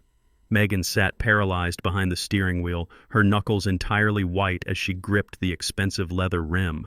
She frantically shook her head, refusing to unlock the doors and desperately hoping she could somehow talk her way out of a federal raid. The detective did not ask a second time. She unclipped a heavy metal flashlight from her utility belt and struck the driver's side window with a sharp, aggressive knock that made Megan flinch violently in her seat. Defeated and trembling uncontrollably, Megan slowly pushed the door open and stepped out into the freezing downpour. Her expensive designer heels sank right into the thick mud bordering the manicured driveway. The detective looked her up and down with absolute professional contempt. She asked if she was speaking to the registered owner of Megan Lifestyle, LLC. Megan stammered, trying to play the role of a confused, innocent suburban housewife who simply married the wrong man. She claimed there must be some sort of massive administrative mistake and that she was just trying to leave a very stressful family dispute. The detective pulled a folded warrant from her jacket pocket. She stated clearly that there was absolutely no mistake. She explained that the Federal Fraud Department had spent the last hour meticulously tracing a specific wire transfer of exactly $80,000. The detective explicitly declared that the stolen retirement funds had been funneled directly from my drained joint account right into the primary business accounts of her lifestyle brand. The stolen money paid for the very luxury vehicle she was currently attempting to flee in. Megan realized her meticulously curated aesthetic world was actively collapsing around her. Megan immediately erupted into a hysterical fit of high-pitched screaming. She wildly pointed a shaking finger toward the front of the house where Tyson was still pinned against the police cruiser by the tactical team. She yelled at the top of her lungs that her husband had orchestrated the entire financial scheme from the very beginning. She shrieked that Tyson handled all of the corporate accounting and she had absolutely no idea the initial $80,000 was stolen directly from a retired mechanic's pension fund. She desperately tried to throw the man she married completely under the bus in a pathetic attempt to save her own internet reputation. She pleaded with the detective, claiming she was just a small business owner who trusted her husband entirely too much. The detective remained entirely unfazed by the theatrical display of tears and panic. She pulled out a pair of heavy steel handcuffs and stepped right into Megan's personal space. The detective stated that profound ignorance is not a valid legal defense when you are the sole registered proprietor of a corporate entity. She explicitly explained that because Megan Lifestyle LLC was registered entirely under her name, she was legally and financially responsible for every single fraudulent dollar that entered its accounts. The detective delivered the final devastating blow to her fragile influencer empire. She announced that the Federal Banking Commission had already permanently frozen her business and personal checking accounts pending a massive federal investigation. She added that federal agents were currently en route to her leased commercial storage facility to seize every single piece of inventory purchased with the stolen funds. The detective grabbed Megan by the wrists and declared that she was being officially detained for receiving and laundering stolen financial assets. The cold steel locked tightly around Megan's wrists, binding her hands together right in front of her ruined designer clothing. I walked slowly down the wet asphalt of the driveway, the heavy fabric of my tailored charcoal suit shielding me from the biting wind. I stopped just a few feet away from where Megan was being thoroughly searched by the female detective. The heavy rain was rapidly washing away her expensive cosmetics. Dark streaks of black mascara ran freely down her pale cheeks, completely destroying the flawless aesthetic she had spent hours perfecting for her online followers. She looked absolutely wretched, completely stripped of the unearned arrogance she had wielded like a weapon against me just days ago in the middle of the night. When she saw me standing there with my head held high, her sheer terror briefly morphed into pure, unfiltered hatred.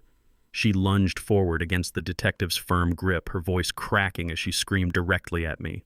She yelled that I was a vindictive, hateful old man who could not stand to see anyone else succeed. She shrieked that I had intentionally orchestrated this raid to ruin her entire life simply because I was jealous of her youth and success.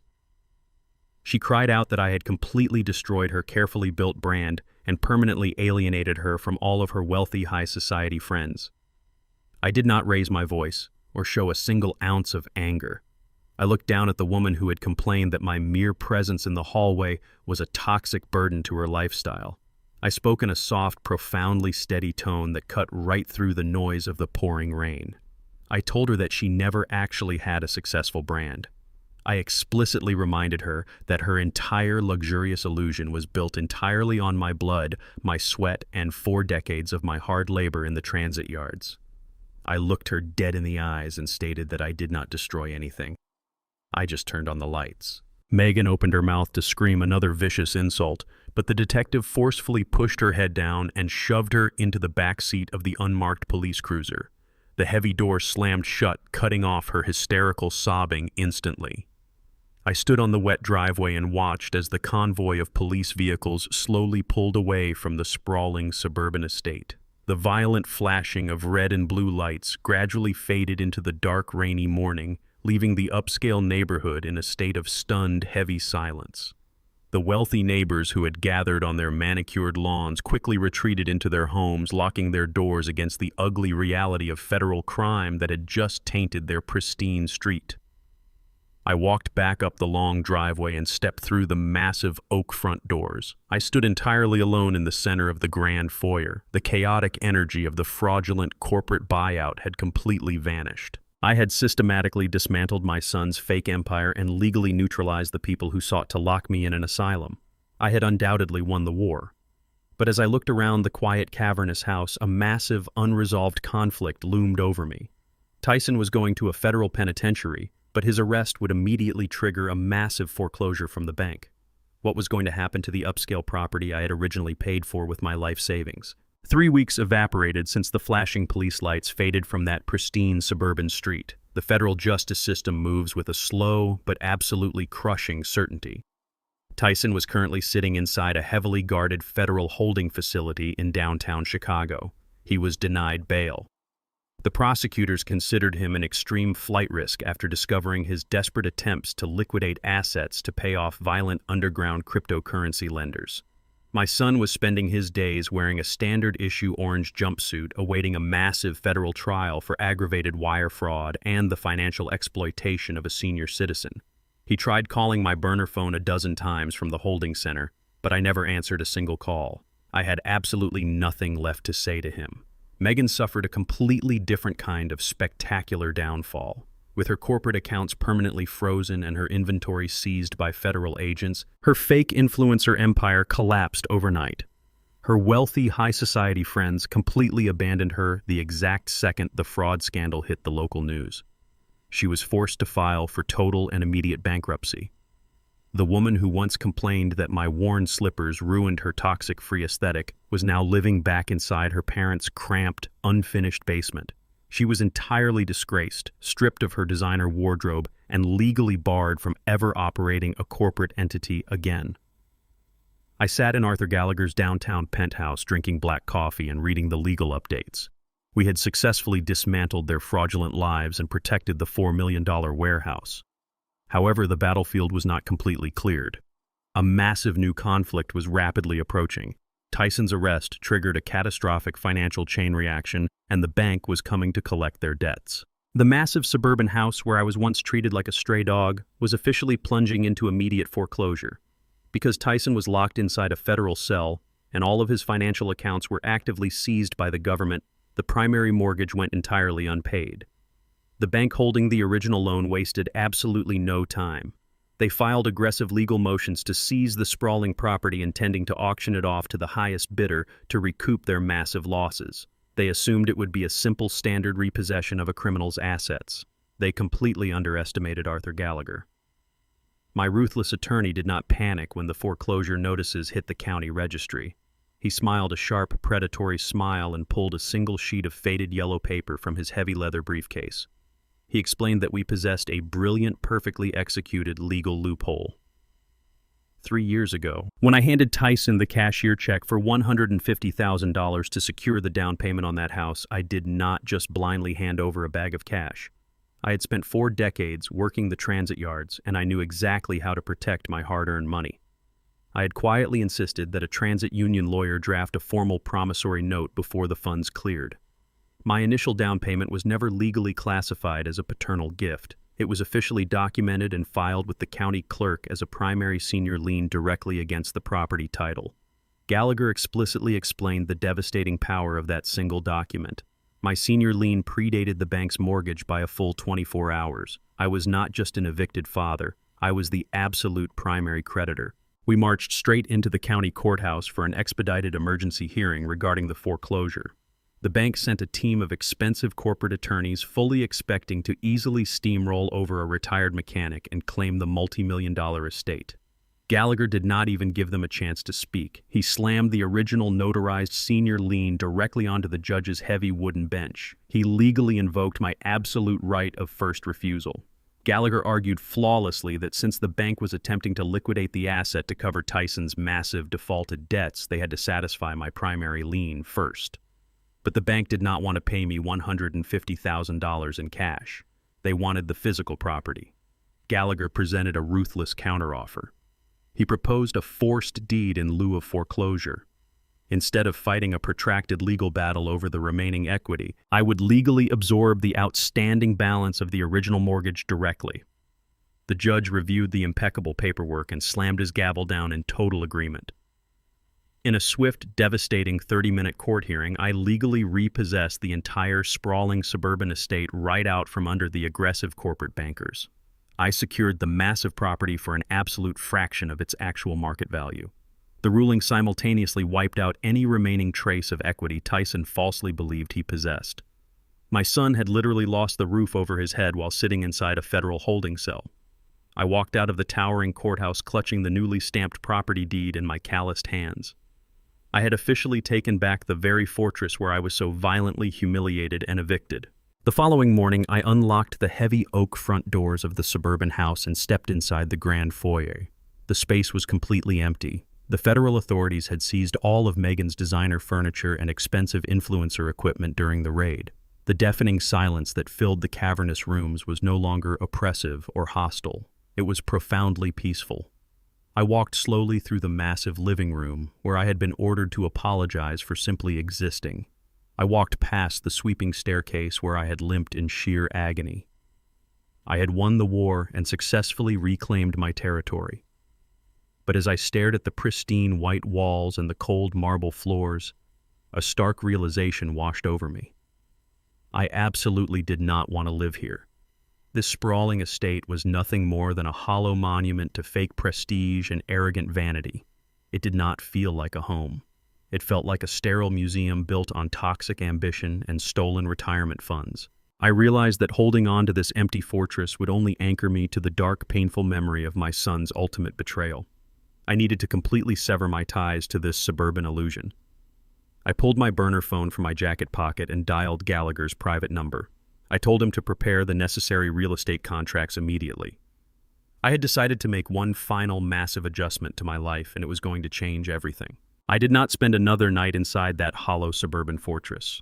The very next morning, I contacted a local real estate agent and instructed her to list the property immediately. I made my stipulations explicitly clear. I did not want to sell to another corporate developer or a vanity-obsessed influencer looking for a pristine background.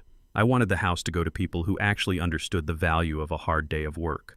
The agent brought me several lucrative offers from wealthy investors, but I rejected all of them. A week later, she introduced me to a young African-American couple. The husband, David, was a diesel mechanic just like I used to be, his hands permanently stained with the same dark grease I wore for 40 years. His wife, Maya, worked night shifts as a pediatric nurse, and they had two energetic young boys who looked absolutely amazed by the sheer size of the backyard. They had managed to scrape together a modest down payment, but they were entirely priced out of the current bloated housing market. They assumed they had absolutely no chance of securing a property in this upscale neighborhood. I looked at David's calloused hands and saw a perfect reflection of my own past. I instructed my real estate agent to accept their initial offer without a single counteroffer. I intentionally sold them the sprawling estate for nearly $100,000 under the actual market value.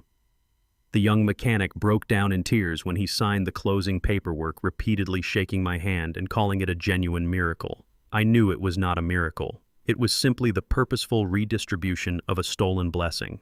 The massive house would finally become a real home filled with genuine laughter instead of toxic internet vanity. With the substantial cash cleared from the swift suburban sale, I finally had the absolute freedom to dictate my own future. I did not want another massive piece of real estate to maintain, and I certainly did not want to remain near the chaotic noise of the city. I drove 2 hours north into the quiet, heavily wooded perimeter of the state and found exactly what I was looking for. I purchased a modest, incredibly sturdy timber cabin situated right on the edge of a serene, deep-water lake. It was a simple 2-bedroom structure with a wrap-around wooden porch and a massive detached garage built on a solid concrete slab.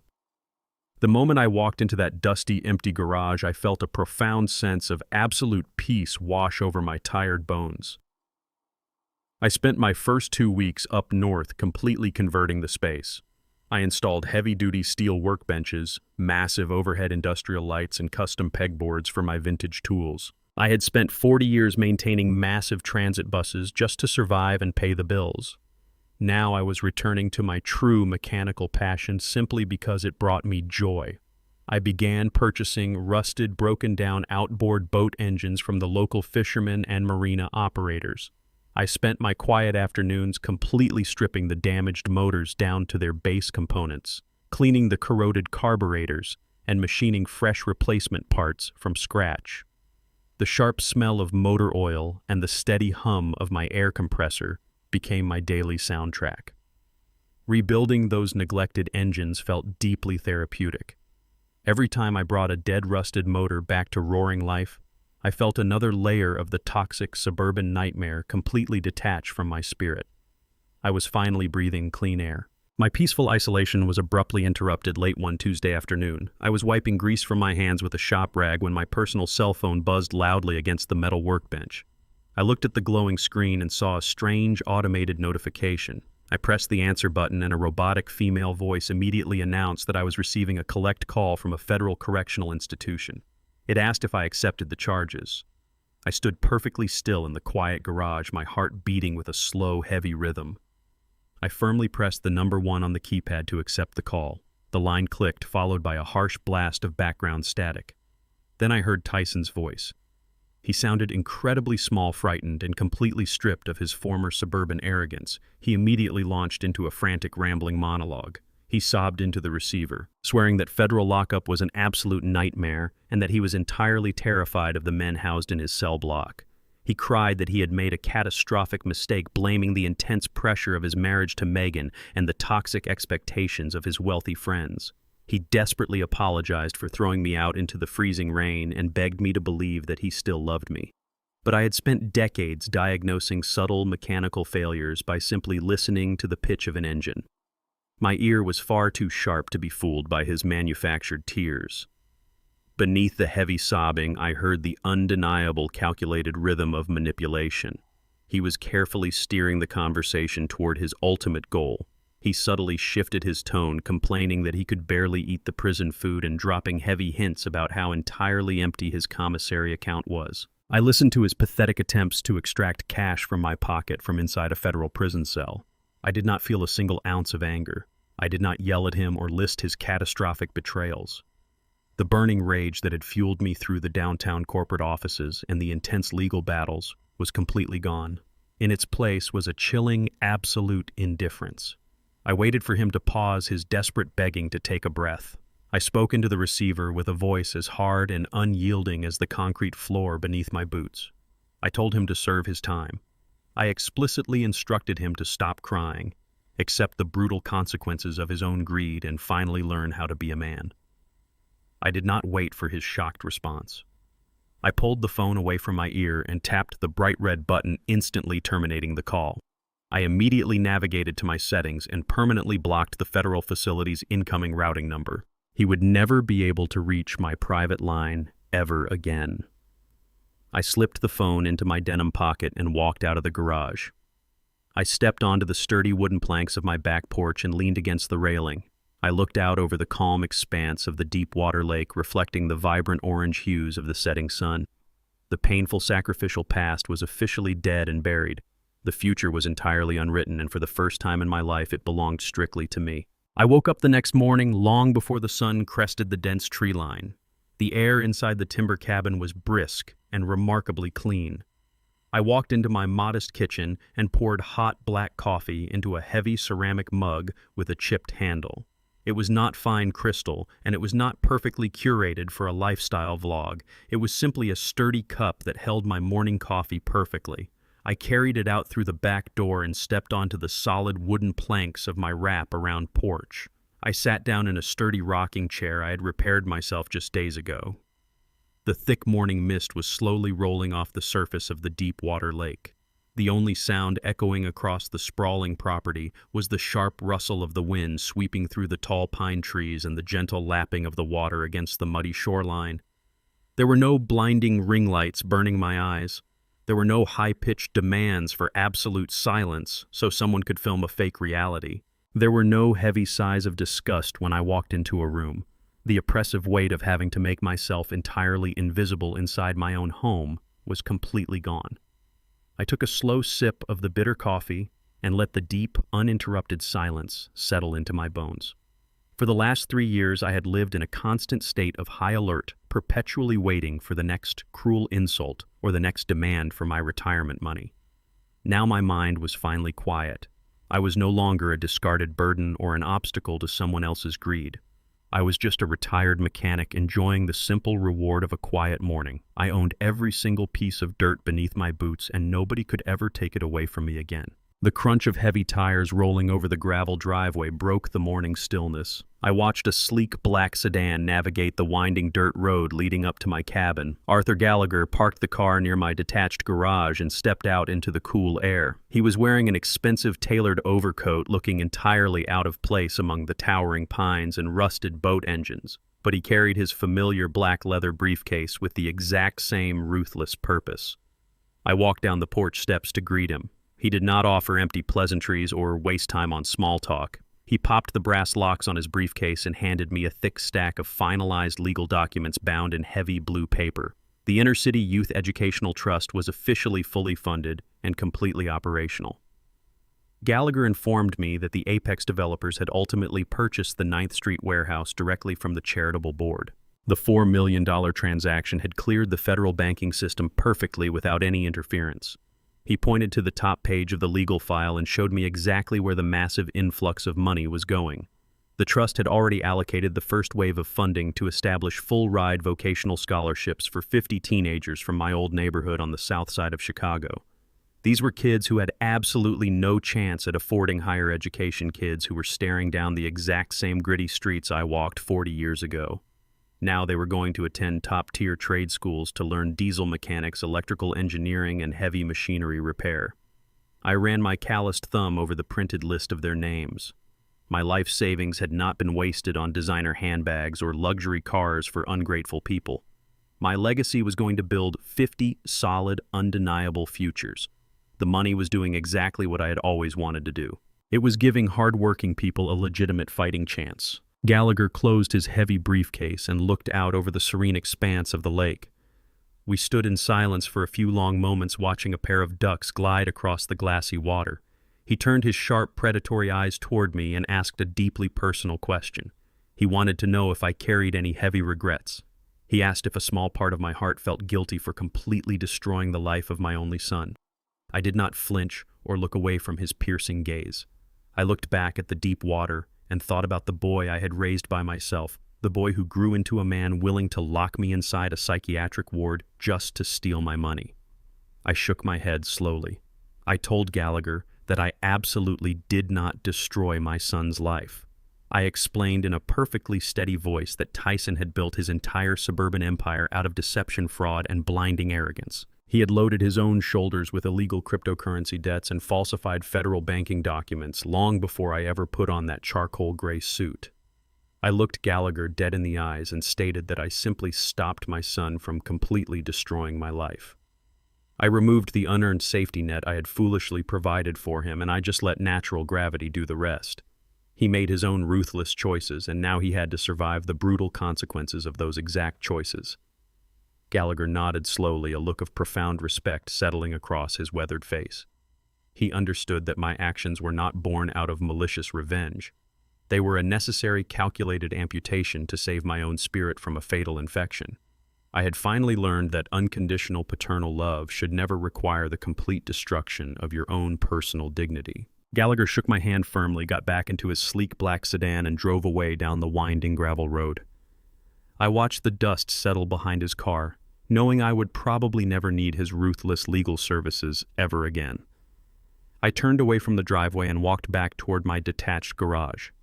I pushed the heavy wooden doors open and stepped inside my sanctuary. The rich, familiar scent of heavy motor oil, cut sawdust, and aged metal immediately filled my lungs. I walked over to the sturdy steel workbench and picked up a heavy, polished chrome wrench. I looked at the rusted outboard boat motor clamped to the repair stand, waiting patiently for me to rebuild it. The sprawling, toxic chaos of upscale suburban life was permanently behind me. The violent corporate negotiations and the bitter family betrayals were entirely erased from my daily reality. I was living completely alone in the woods, but for the first time in over 3 years, I did not feel the slightest bit lonely. I was finally secure. I was respected by the people who truly mattered. I was the absolute master of my own time and my own territory. I tightened my grip on the heavy steel wrench and smiled a genuine, quiet smile. I turned on the bright overhead industrial lights and got straight to work. The silent adjustment was finally complete. I used to believe that every single ache in my aging body was a badge of honor. I thought the chronic pain in my ruined knees and the deep scars across my calloused knuckles were physical proof of my devotion as a father. For 40 years, I worked double shifts in the freezing transit yards of Chicago. I breathed toxic diesel fumes and crawled under massive city buses just to ensure my son never experienced a single day of genuine hardship. I foolishly believed that providing a life completely devoid of struggle would naturally breed a man of strong moral character. I was completely wrong. Shielding a child from the cold rain does not teach them how to build a sturdy shelter. It only teaches them to expect someone else to always hold the heavy umbrella. I thought the ultimate pinnacle of the American dream for a working-class African-American man was handing my son the keys to a pristine suburban fortress. I equated massive square footage with happiness and expensive designer labels with fundamental dignity. I entirely ignored the glaring reality that Tyson was rapidly absorbing the absolute worst traits of his upscale environment. He learned to value the superficial price tag over the underlying principle. He looked at my calloused hands and saw a limitless bank account rather than a lifetime of fierce devotion. When you give everything to someone who has earned absolutely nothing, you do not create gratitude. You create a ruthless, entitled monster. Tyson and Megan firmly believed they were inherently deserving of a lavish luxury lifestyle simply because they desired it. They treated my hard-earned retirement money as their natural birthright and viewed my physical presence as a highly offensive burden. They gladly traded basic human decency for a fake digital aesthetic. I had to learn the incredibly hard way that unconditional parental love does not mean unconditional financial funding. I recently received a handwritten letter from David, the young diesel mechanic who bought the sprawling suburban house. He included a bright photograph of his two little boys playing happily in the massive backyard. He wrote about how he and his wife Maya spend their weekends painting the rooms and fixing up the property together. They are not trying to impress thousands of strangers on the internet. They are building a genuine loving foundation for their children. Seeing that house filled with actual gratitude completely validated every single harsh decision I made during those chaotic weeks. The wealth I sacrificed is finally serving a righteous purpose. Arthur Gallagher visited me last month with the very first quarterly report from the Educational Trust. 50 young men and women from my old neighborhood on the South Side are currently enrolled in intensive trade programs. They are actively learning to weld, repair heavy machinery, and wire commercial electrical grids. These are young people who know the bitter, suffocating taste of poverty. They are not taking a single penny of this opportunity for granted. They are transforming my life savings into lifelong careers. For 4 decades, I diagnosed failing engines by simply listening to the subtle rhythm of their internal components. I knew exactly how to replace stripped gears, patch leaking hoses, and flush out contaminated oil to bring a dead machine back to life. I treated my family the exact same way. I constantly tried to repair Tyson. I paid his debts, absorbed his cruel insults, and willfully ignored the catastrophic warning signs of his escalating greed. But a family is not a mechanical engine you can simply fix with a heavy steel wrench and a fresh coat of paint. You cannot repair a grown man who actively chooses to destroy his own moral core for a quick payout. For a brief fleeting moment after the federal agents dragged Tyson away in handcuffs, a tiny shadow of parental guilt crept into the back of my mind. Society constantly conditions us to believe that a father must sacrifice his own flesh and blood to save his child from the blazing fire. I had to actively unlearn that highly toxic mentality. I did not light the match that burned my son's life to the absolute ground. He poured the gasoline, struck the flint, and fully expected me to gladly burn alongside him. Walking away from him was not an act of cruelty. It was an act of vital self-preservation. I am 70 years old now. My knees still ache when the winter air rolls off the lake and my hands are still stiff from decades of intense labor. But my spirit is completely unburdened. I wake up every single morning to the soothing sound of wind cutting through the tall pine trees. I spend my quiet afternoons rebuilding vintage boat motors in my detached garage. I eat simple meals, drink bitter black coffee from a chipped ceramic mug, and sleep soundly through the night. True peace is not found in sprawling mansions or expensive luxury cars. peace is found in the absolute certainty of your own self-respect. Many people of my generation suffer in absolute silence. They allow their ungrateful children to drain their pensions, invade their homes, and brutally disrespect their personal dignity. They endure the relentless abuse because they are terrified of dying alone in an empty house. I have learned that dying alone in a quiet, sturdy timber cabin is infinitely better than living surrounded by vicious, emotional parasites. You must fiercely protect your peace. You must establish unyielding boundaries and defend them with the exact same intensity you use to build your life. People often ask me if I will ever forgive my son for what he tried to do. Forgiveness is a quiet, highly internal process. I have successfully released the burning anger I held against Tyson. I do not wish him active harm, but releasing the anger does not mean erasing the severe consequences. He must serve his time in the federal penitentiary. He must sit in a concrete cell and digest the magnitude of his betrayal. I will not visit him. I will not send him commissary money. True accountability requires absolute isolation from the people you have deeply wronged. If you are currently sitting in a dark room feeling completely invisible in a house you paid for, you must wake up right now. Do not allow your deep love for your family to become a weapon they use to destroy your spirit. Do not apologize for taking up space in a life you built from the ground up. You have the absolute right to reclaim your territory, freeze your financial accounts, and walk away from anyone who treats your existence as a casual inconvenience. Your twilight years belong exclusively to you, and you must defend them without a single ounce of hesitation. I look out over the Deepwater Lake as the sun begins to slowly set behind the towering evergreen trees. The water is perfectly still, reflecting the vibrant orange and deep purple hues of the evening sky. I sip my black coffee. My hands are dirty with fresh motor oil and my heart is completely full. I survived the brutal storm. I rebuilt my life on my own terms. The machinery of my life is finally running in perfect harmony. Thank you for listening to my story today. Please tell me your thoughts in the comments below. Have you ever had to cut ties with a toxic family member to save your own sanity? Share your experience with our community. If you found value in my journey, hit the like button, subscribe, and turn on the bell so you never miss another story. Your support helps us continue bringing life lessons to light. Stay strong, protect your peace, and always remember your own true worth.